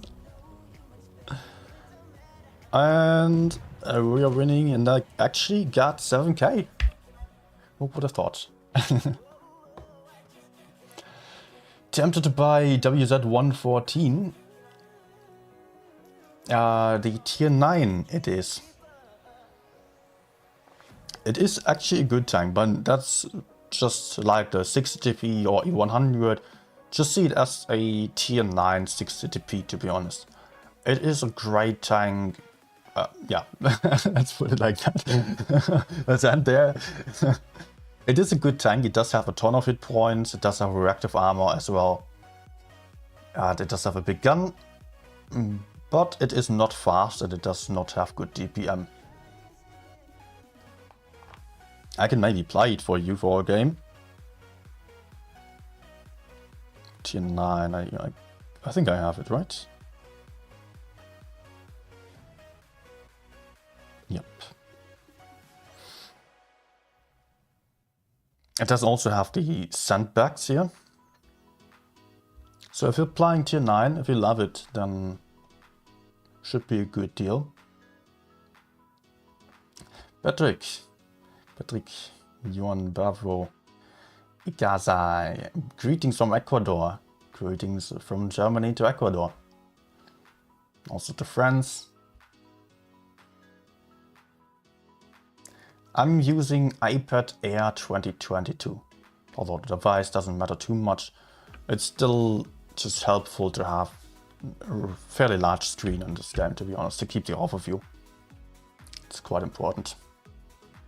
But you can also play on a phone really well. I know players who played top level tournaments, finals even won World Cup, Twister Cup back then, on a phone with broken screen.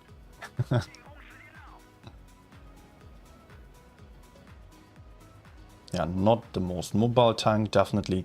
Look at this, 2.5k hit points. The email to my site has 2.1k. I'm basically like a mouse or so, yeah.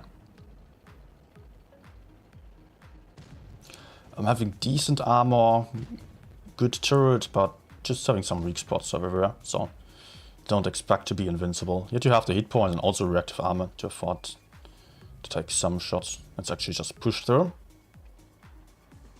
Or get aggressive at least. I would have laughed if the 114 SP2, which was also released only today, would have gotten to be the same thing as this one. And untested even had 3k hit points at first. But it got nerfed, and it was a bad tank before that already. Yet it got nerfed, and now it is really trash tank. Don't get the 114 SP2. Don't try to get it at all. It's really not a recommendation from me. It's my worst tank at the moment, I think. I just tested it a bit and yeah, I did perform horribly. Was also not too lucky, but yeah. Doesn't have accuracy. It's basically like a bad 60TP, to be honest. I still has one more. Another one. Seems like I'm incapable of counting.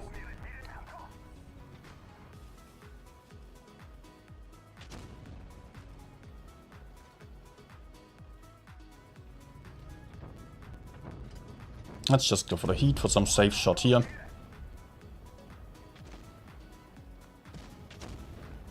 Looks like we're in good positions to win the game.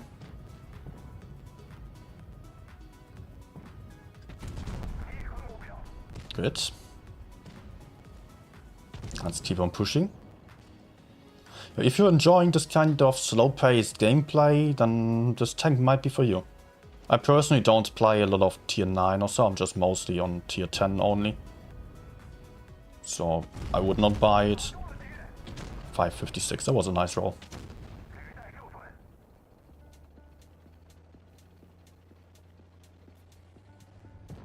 Let's aim. 588.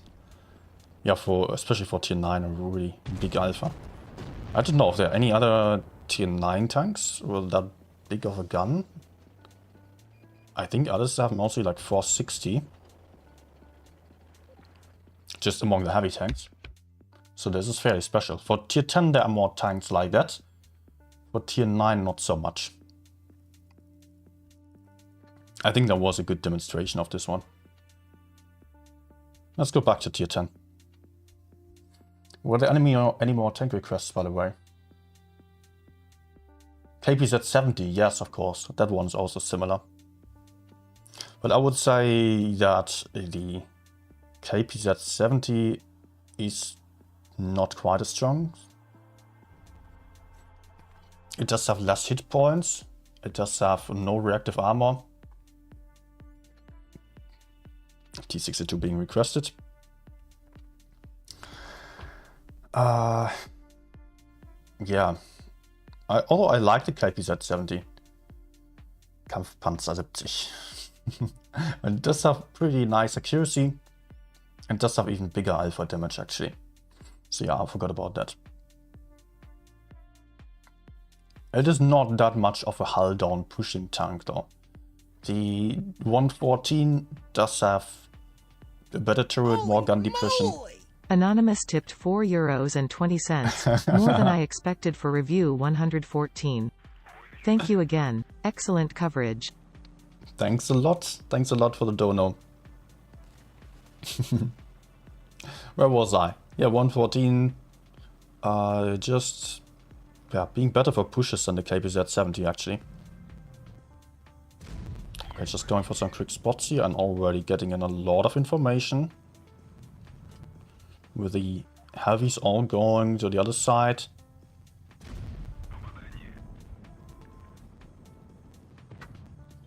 I have to run here. I'm having two mediums potentially flanking around on the other side there. I'm the only medium here. We should just push the heavy side then. Oh, I might be spotted. Nope.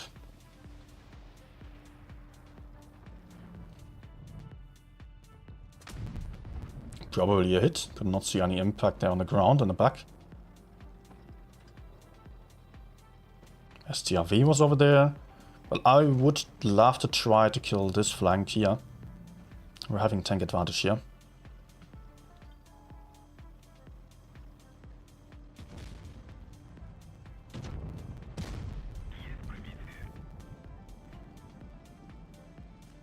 No, what? Ah, damn. I was... No. Was a bit of a problem there. I did not expect that the E3 could actually shoot me. Misplayed. But let's avoid the E3, try to crossfire from over here. Although, I'm slightly putting myself at risk of getting shot from behind, potentially. Can I actually out-trade him? Not really. Since the T-62 got the DPM nerf, I cannot put out 2 shots for 1 that easily anymore. Oh, but I set him on fire. Visa, just kill him.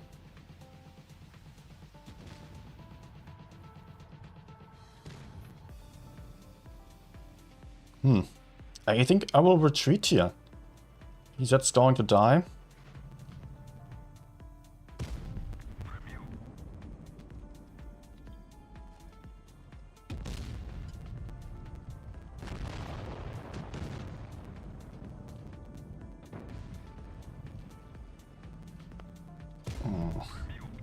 Oh no, 100's coming. Okay, looks like I'm fine. Let's focus the 140. Uh-oh. No! Oh my...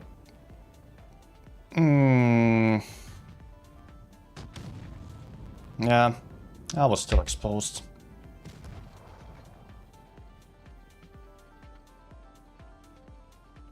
I got 907 recently, don't know how to play it.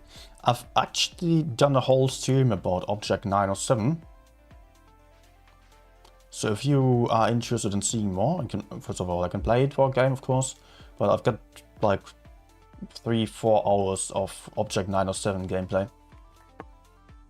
It was a pretty good session as well. At least the first 2 or 3 hours. As often, then the end it just drops down a bit.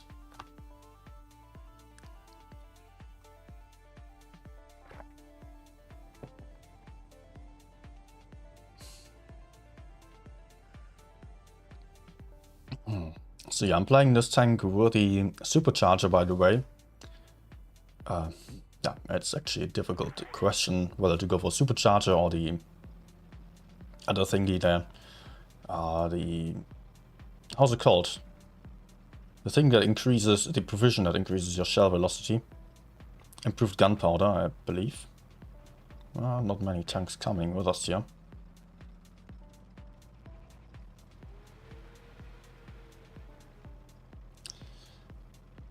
But I prefer that way. If you see that stream, I think on the comments I also went into detail why I prefer this choice for the setup.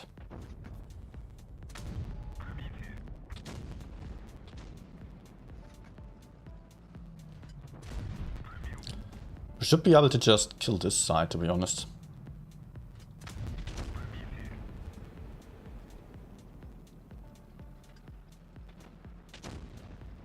Oh, what's that?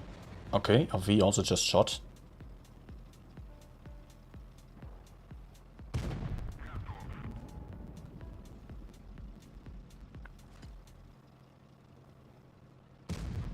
Oh, I still got the truck shot in, but I was not able to circle. Sad. Let's make sure I don't get hit by that FV from behind there. Let's try to track him, and I will try to back off at the same time. But he's not really coming for me yet. Oh no. That's not good.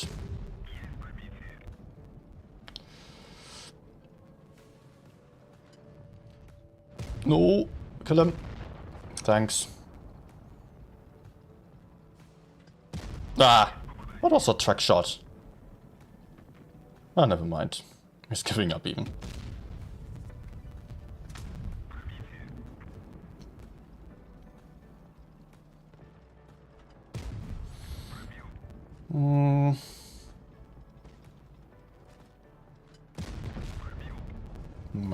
Maybe last one.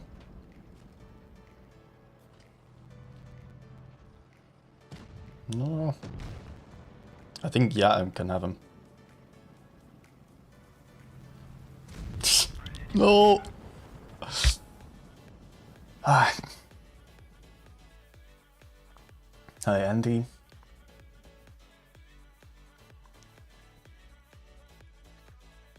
Yeah, we lost that one, sadly. I will give the T-62 another go. That was just kind of disappointing. It looked good for us, but enemies did a great job of just all falling back into their own spawn, holding there.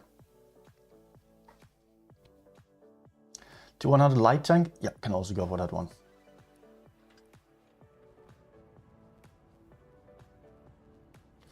How does it work with the keys for the stream? Well, all you have to do there is just see the stream on the portal. Make sure the timer is just, yeah, clicking. Just the time is ticking. And what you have to do is activate cookies. That's very important. And be logged in to be on the same server, on the right server as your account is. Otherwise, you probably can't even log in. Hello.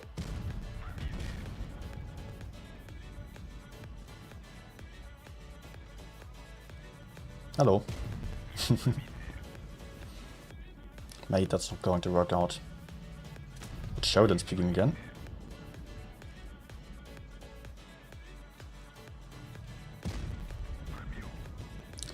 Wanna try again?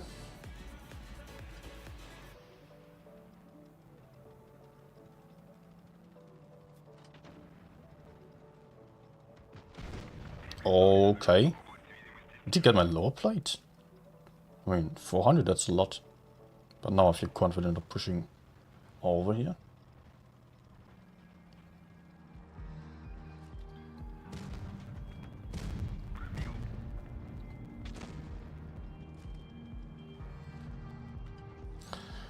I want to pressure him. Okay.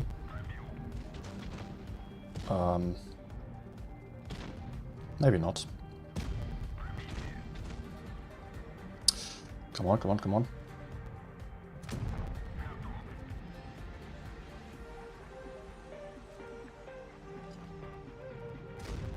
Hitting the gun of concept, of course.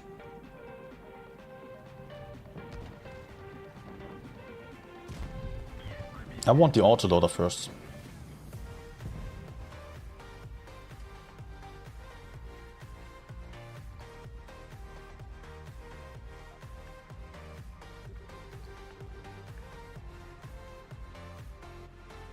It might not be too healthy for me if I get flanked. Ah, crap.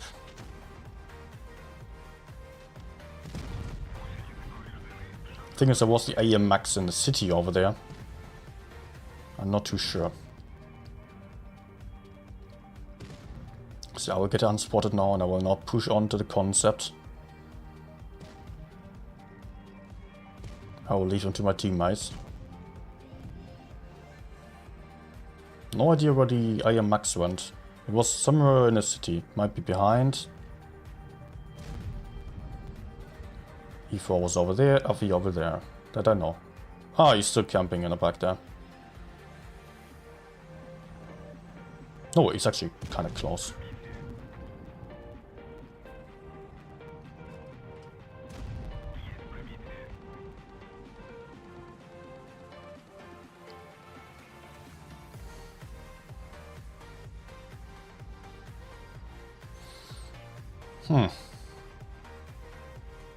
Team's still not really moving. I will go for a wider flank then.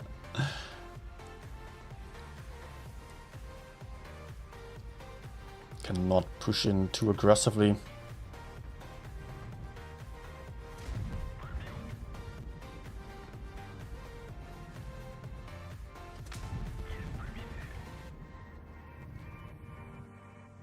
Please? Nah. Good. Yeah, the others were both together over there now.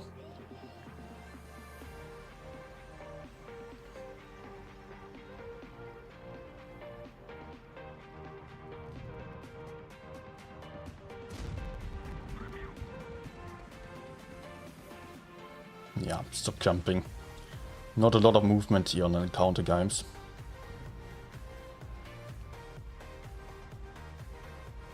So can I just rush in?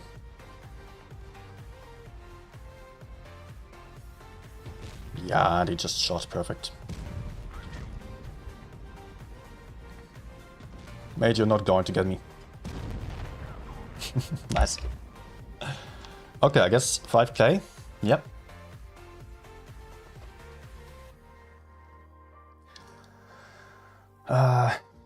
So next was T100 light tank. Also a tank that I love. Well, seeing this, I have like 1.1k battles on it already. Although most of them were before it got nerfed. It's still playable, good for winning still, but not my favorite tank for farming damage. Löwe settings.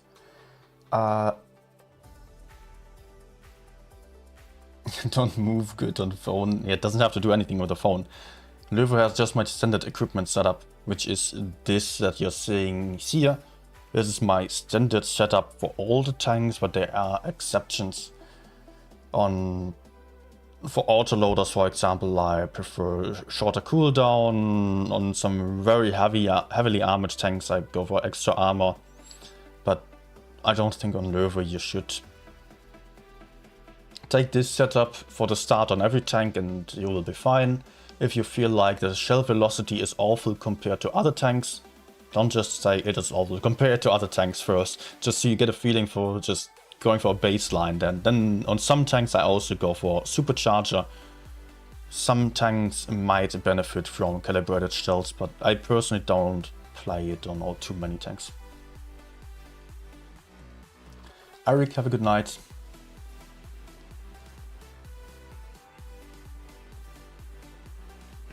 So yeah, also Tidisan with a camo net. Yeah, that's actually pretty much my standard setup for everything.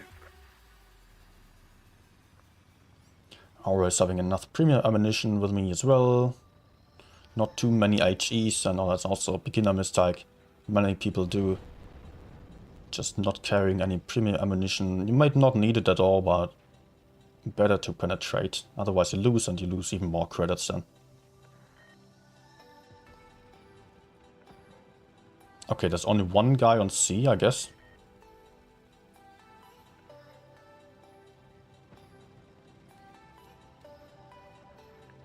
What's there? Bad shit. And the others went down. I don't want a YOLO though. No! I would have kept him spotted at least. Man, my teammates really need to do something.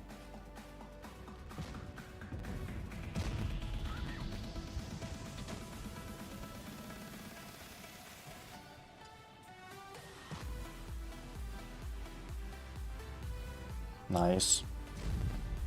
Said he cannot spot him. What the hell was that shot, mate? The enemies will come from me, from A. I need to back off here. I really don't want to be the focus target.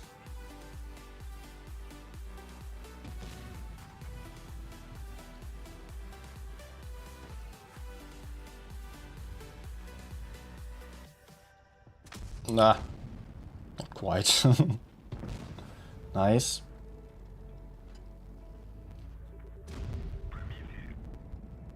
And he's also dying, perfect.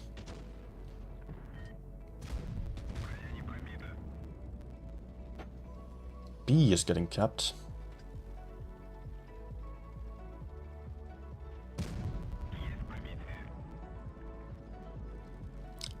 Maybe I can support over there, or just go for him.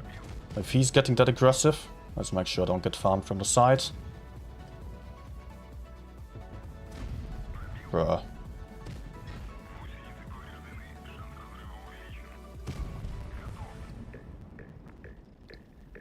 Okay.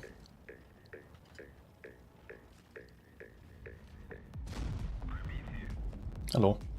What is he looking at? I'm right here.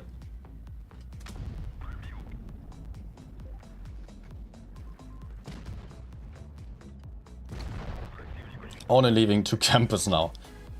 Let's just push behind the 100. Apparently he's struggling to penetrate the Kranwagen and Phaser, I would assume. Because he can barely penetrate the turret. Or actually not at all. He would need to back off to kill him, I assume. Nice. Always shooting the rear or the back of the tank for setting him on fire. Yeah, he's really not getting that kill shot in. Now. A bit light.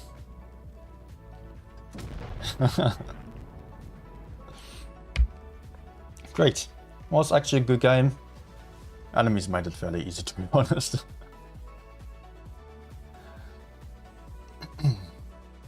Can I play with Godzilla? What's Godzilla? I don't think there's Godzilla in game. I'm not King Kong.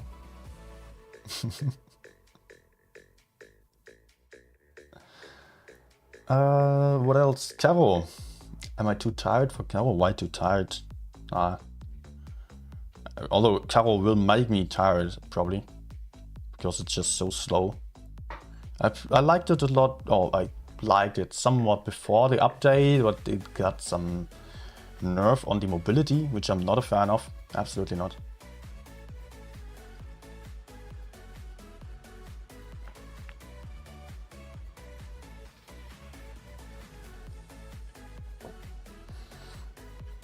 Don't believe on Camonet for TDs, but Camonet does have some really strong effect on the TDs especially.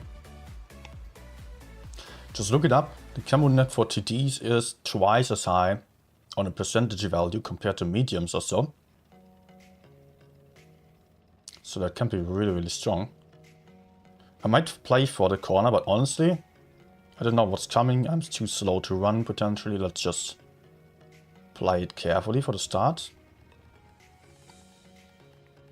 Maybe teammates are spotting some enemy heavies pushing over there.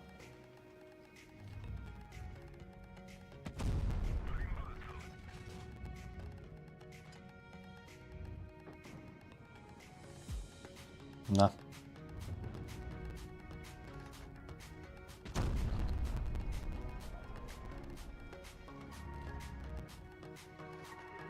Reload. Actually, I'll push over there. There's another heavy on the right side. Can probably spot it.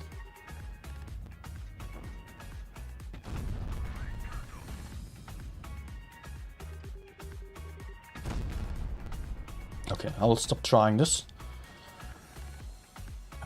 Use my shots wisely. So important if you're having low DPM. Not worth messing around.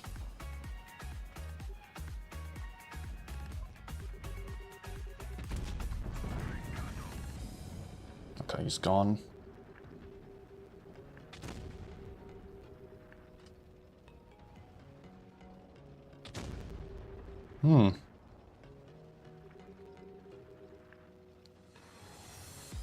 Let's keep going.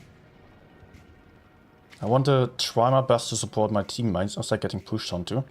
Wait, only one TT spotted, 268. Now also Jack Tiger. Where's the... What else is there? T30.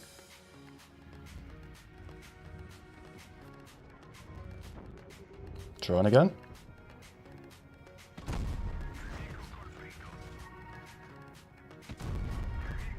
Good. Okay, I will reload too before pushing, because the last shots have the best DPM.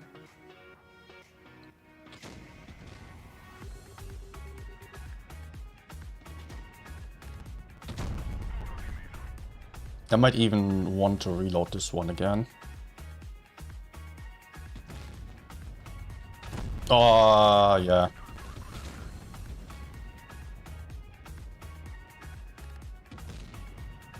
Let's go for 260.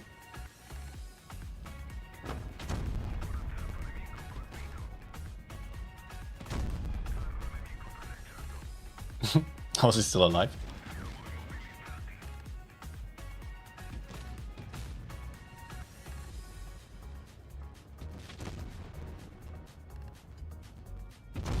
No, just 9. Go, go, go, go, go.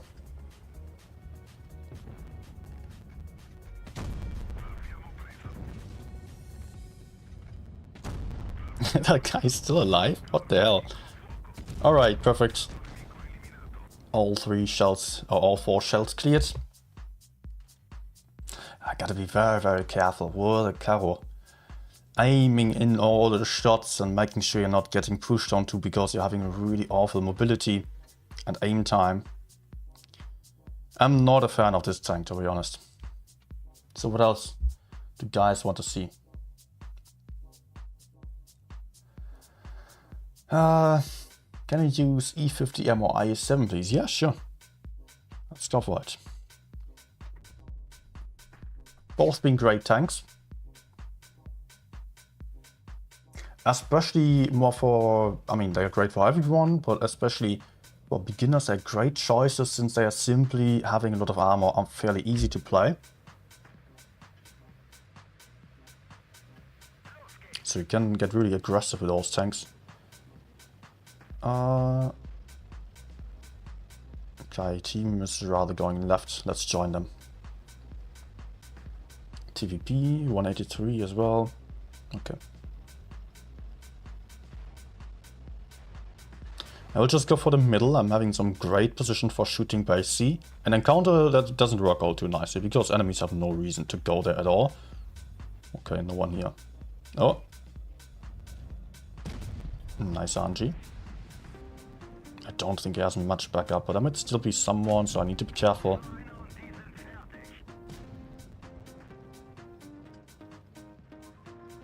But just judging by the lineup, I don't think that there will be many people even on this side. Do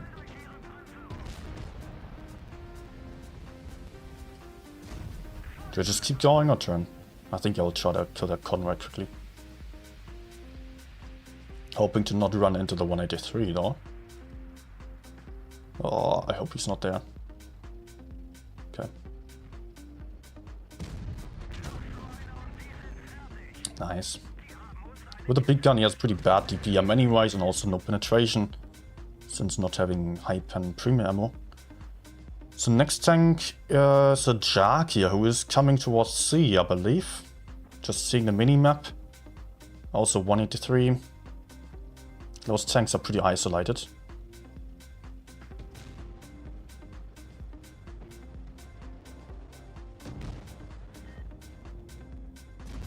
Yeah, already turning.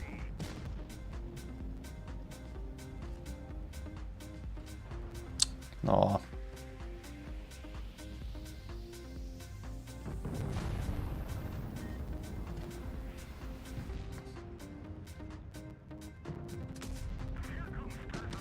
No, not good. Not good at all. I'll push past him because the mediums are coming from behind.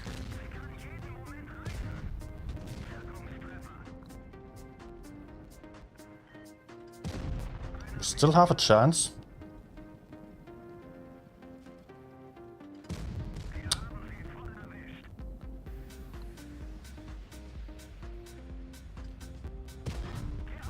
Nice.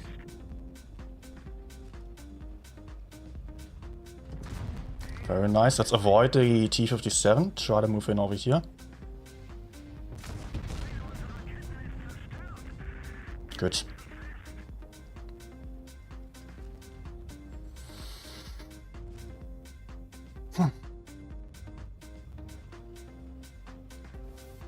I'm worried that I might actually decide to turn around. Nope.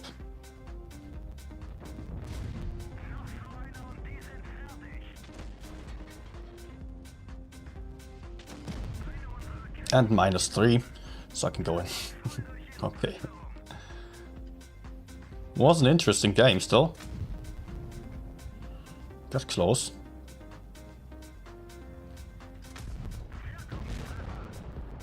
Gotcha. Oof. Nice game.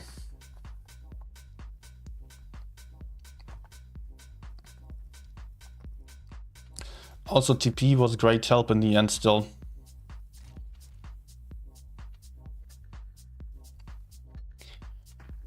Okay, next one was 183. I really want to see this tank.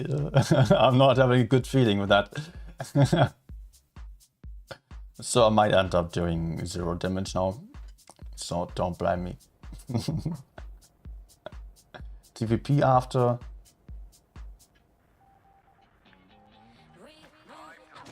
Hi, Galaxy Inquisitor. And it's an awful map for me. Because I can not really play hull down against mediums there. And here I might just be useless.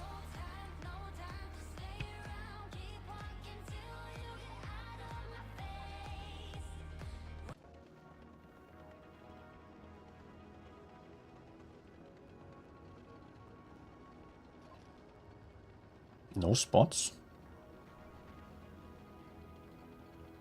Okay.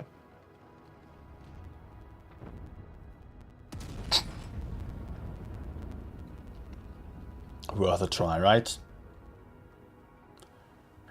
Well... just wanted to decorate the map with a new hole in the side there. Yeah, problem is... camping is mostly pretty useless, to be honest.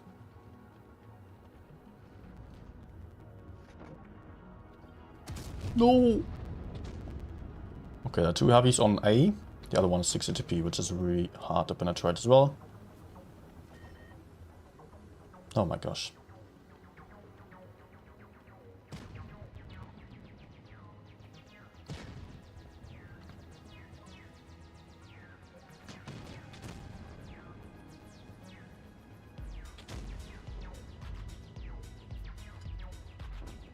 Please. Yay. Okay, I also got spotted. Let's maybe back off a little bit. 60 TP might peek there. I feel so useless on this tank. Sometimes it's nice, but mostly not. That's the sad truth about it. Can I actually shoot him from over here, maybe? There's a chance. Oh, I just go for the TP, who is much closer. I'm a wreck. Ah. At least I did not fail the hash. That's something as well. Ah, maybe I can still shoot him. And the E3 even, if the E6 is not capable of penetrating there.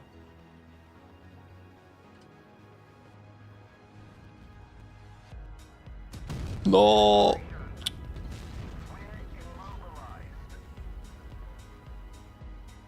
Man, he's still going to kill me if the IMX is not moving.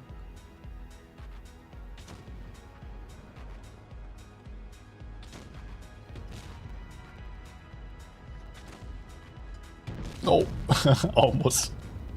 Okay, I will switch to another tank again. Gladly I'll do so.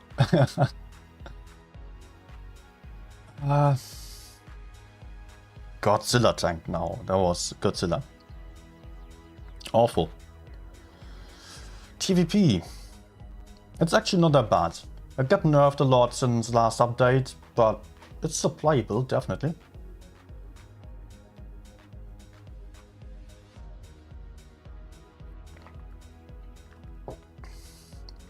Yeah, Nico, I also personally did not ever hear Godzilla, only Death Star so far. Oh, we have tier 9 tanks. So, my platoon will be useless. I already know. We only have 1 medium against 2, so I don't even bother about fighting for the medium side. Let's just go with the team. Fight for the corner here. Hopefully some enemies will appear here on the side as well.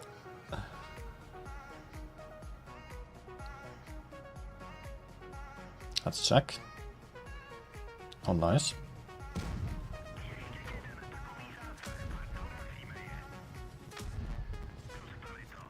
No, for real.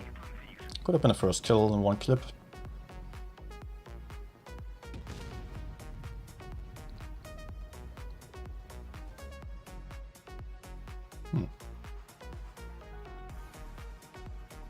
Wait, and then I will go in, kill the K91. Or maybe this tank first to not take any shots. Huh? What are the other TDs actually? Only Minotauro.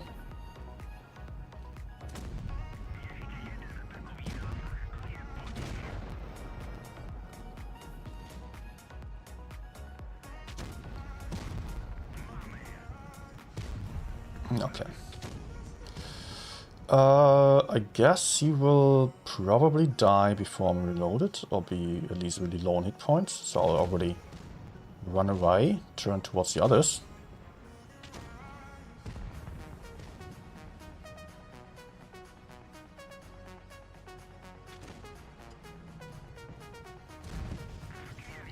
Nice ram.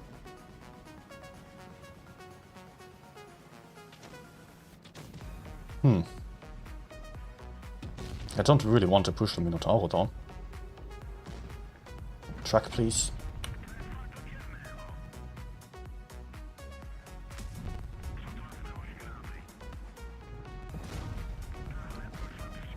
Oh, for real.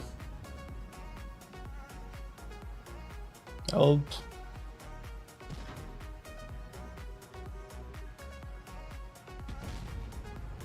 Feeling slightly focused.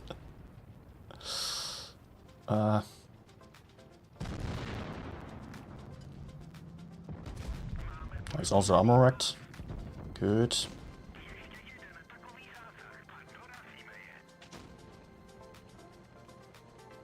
Ah, he gets the armor wreck. Oh no. Oh no, I thought I would be safe from the Mino.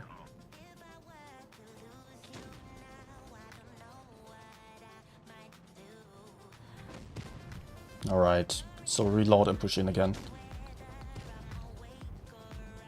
As long as type doesn't get me. Not this freaking guy. Stop aiming for me.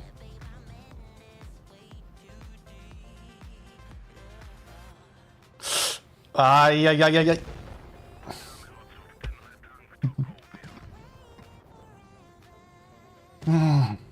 Damn.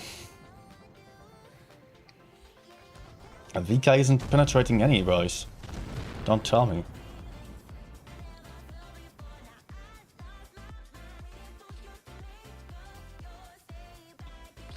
That's been a TVP. Often it's just, yeah, a very slow-paced gameplay. What else was requested there?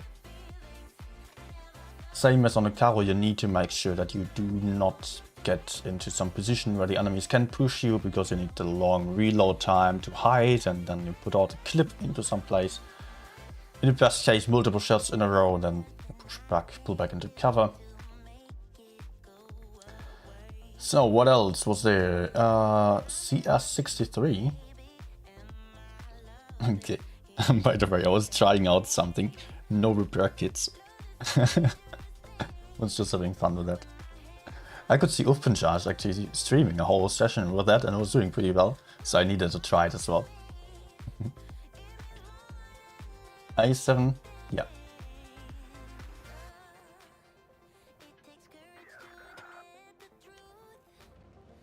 Yeah, TVP definitely has been too good. Sometimes now it's still annoying, but yeah, it's just fine as it is. Fine for me, I don't really mind playing it too much anymore. But it's alright, I don't need to continuously play the same tanks.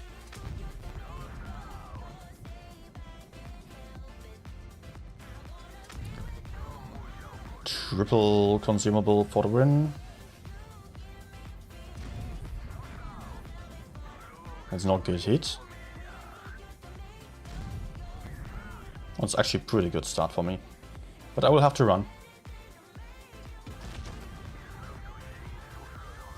Enemies are mostly here, while my team is mostly on the other side. Nah, maybe I can still shoot that type actually. I just don't want to be the first one in line to get pushed onto. That's what I care about mostly.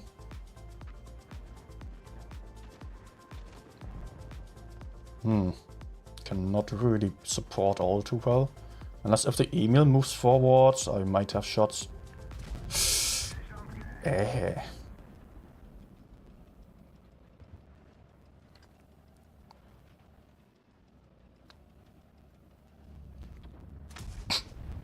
Ah, damn it.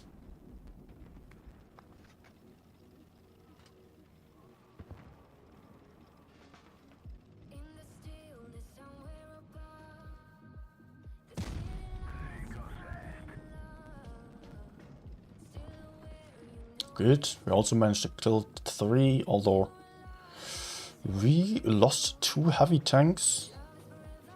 One on the left side, which just got himself killed, and one on the push over here.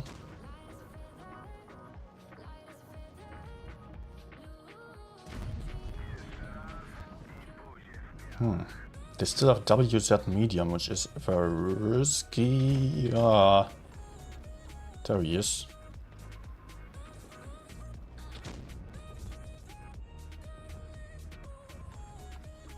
And he does have a good position as well. I don't know if I get any help. Okay, he shot.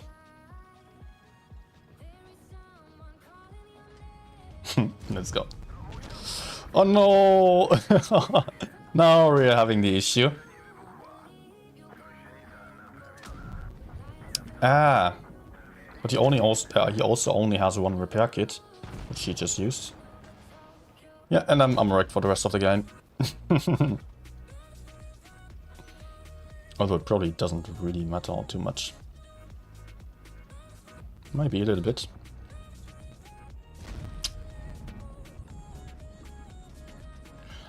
We will lose. 2 strongly armored tanks. Wow, we are just paper. Yeah, I'm personally really not a great fan of the CS. I have to admit, it's just so weak on the armor. It does not have great DPM. There are many tanks doing the same thing but better.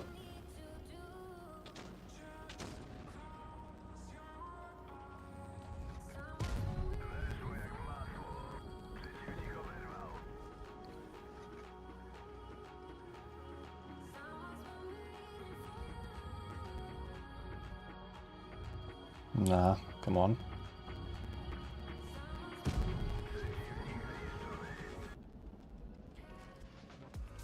So T95 in the cap. Type coming at me. No, both coming at me.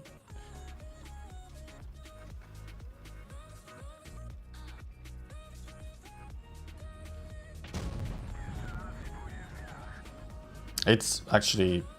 yeah, I cannot really run, I cannot fight him.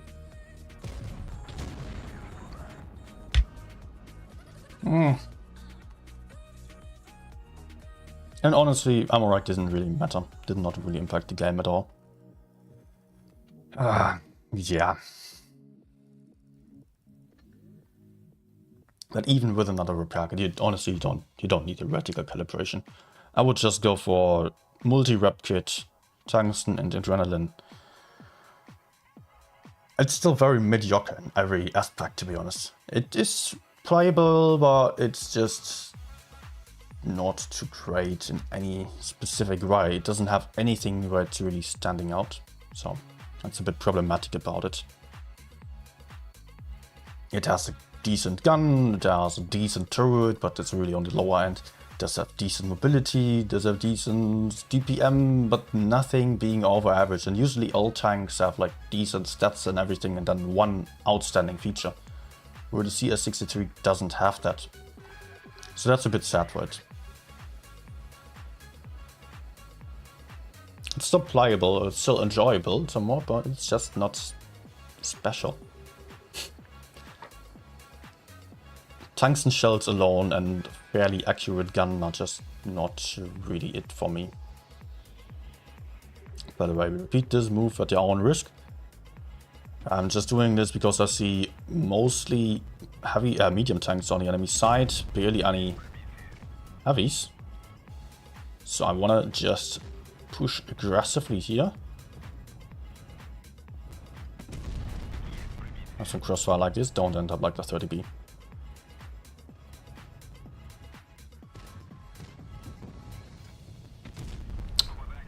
Nice. Hit the gun, of course. Typical guerrilla moment. Hey, guys, why are you now rushing down there like crazy? No, he's also there. Died. I wanted to get back to the side.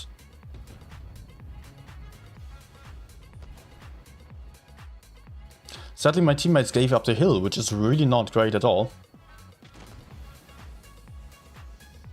And I can basically not escape because I was just moving into the middle.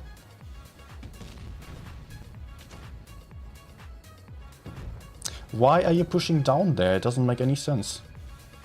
I would have loved to push up with my teammates. Yeah, now these guys being all AFK here. Mediums. I have no clue what the mediums were attempting to do. They were running from the hill where there was basically no one. Okay, there were some tanks, but they were running into the Object 268V4 and the AMX M4 for no reason at all. Did not get anything done.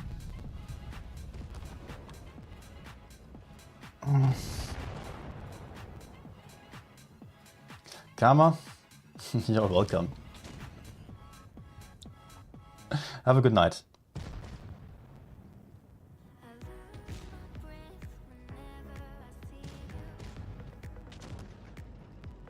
Very weird guy.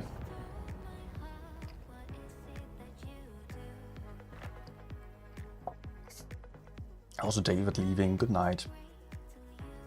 Let's try again. Guys, if you enjoy the content, please don't forget to smash that like button, subscribe to the channel, and also join the Discord server if you want to see more. You're welcome. Yeah, we'll be glad to see you back. On any of the other streams, you can also vote for your tank request on Discord and for the next stream. Tomorrow there will still be the other tournament stream. After that, I will have to think about what tank to stream next. I don't know, I have not streamed the i7 neither, Leo neither, Grandwagen, many other tanks, 263, many options. And I will just still open the votes right before the stream is done. Around Christmas I might also still do some giveaways. I'm still having some Wargaming t-shirts, some other goodies. Oh, 114 SP2.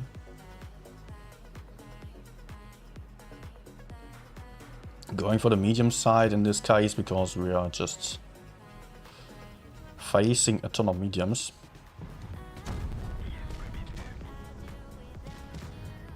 And the game is mostly being decided on this side then. Okay.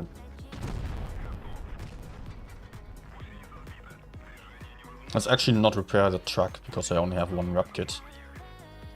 And I might just need it for something else. That's more important then.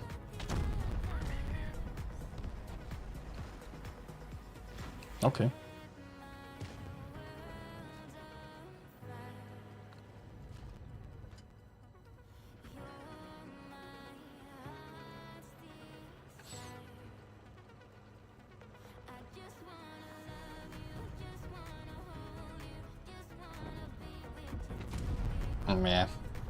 Yeah, I'm just going to go back.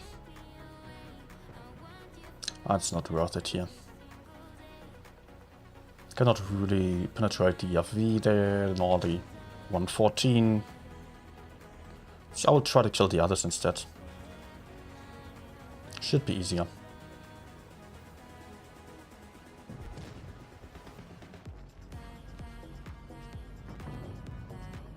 No! Oh no.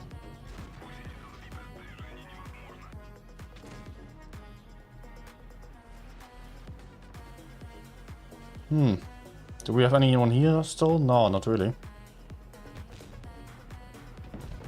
Ah, for real. Probably not having good another RNG for this shot. No.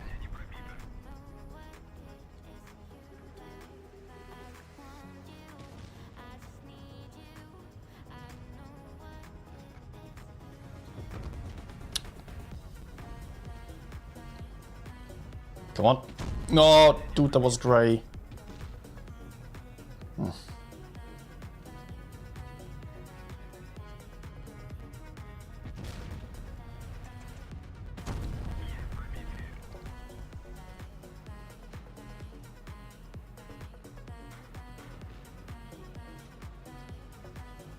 Well, I would love to care about the guy behind me, but I just can't. Because my teammates are not doing shit here.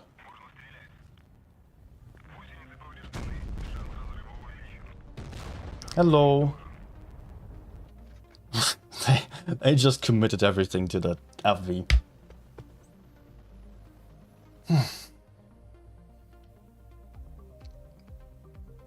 Okay, well, actually, any more tank requests? Actually, I'm thinking about going for last game. Because I still need to eat something, and I've been streaming for about 4 hours now. Yeah, it's getting late. Let's go for a fun last game on round 40. And eat something. How much does the golden booster give? I think it's 135%, David. Okay, you're just left, probably. This one, I mean. Yeah, 135%. It's just slightly more than the other one.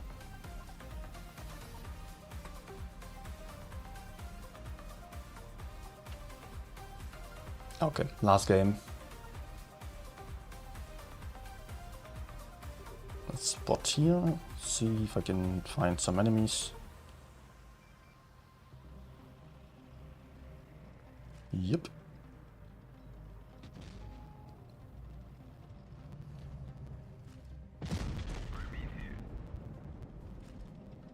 Is he aiming for me?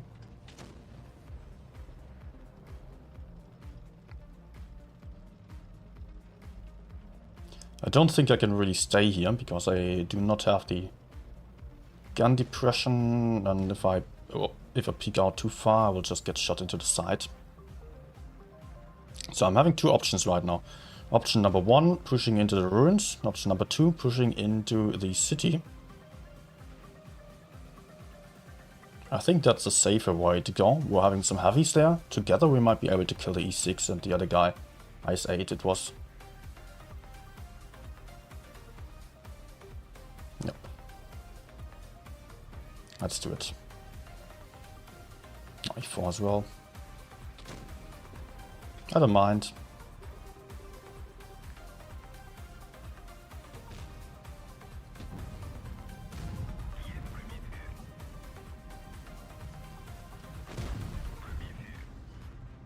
Oh, I'm a wreck.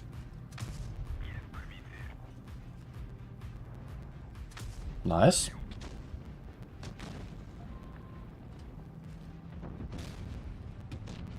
E4 shot as well. No, cannot reach him though. Oh, sneaky. Bro.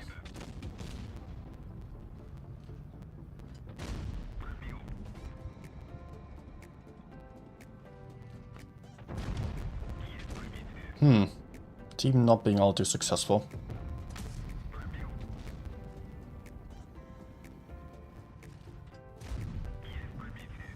Nice. Although we also managed to kill some tanks by now.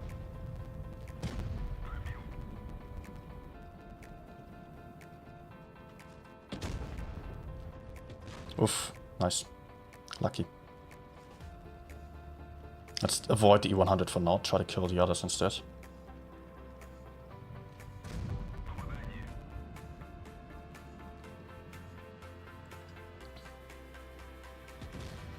It's also still WT.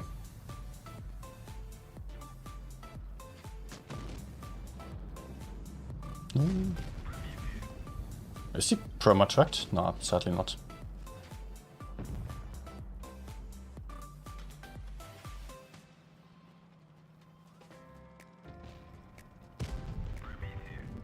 Actually, E100 died. Interesting.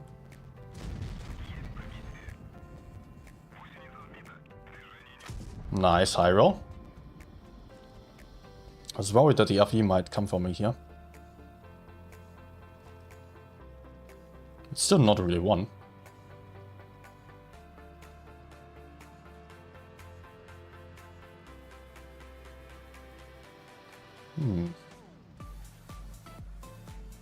It's absolutely not one.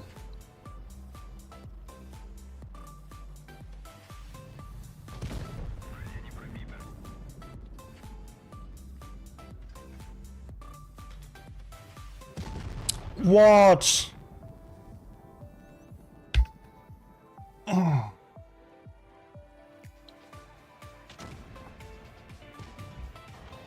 Yep.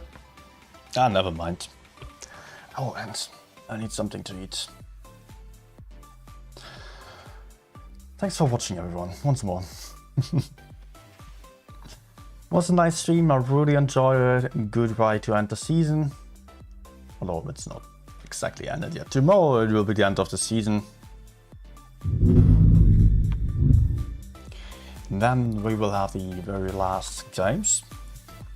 With Crick, API and B-Lab still being in the tournament. So, I'm excited for the last games there. Thanks everyone for watching. Enjoy the rest. Enjoy the rest of your evening. Or potentially your day if it's still earlier for you. And yeah, make sure to subscribe, make sure to hit the like button. We'll be happy to see you back here on this channel as well after the grand final, because the grand final will be taking place tomorrow on the main channel then of World of Tanks Blitz official. That's it for today. Good night.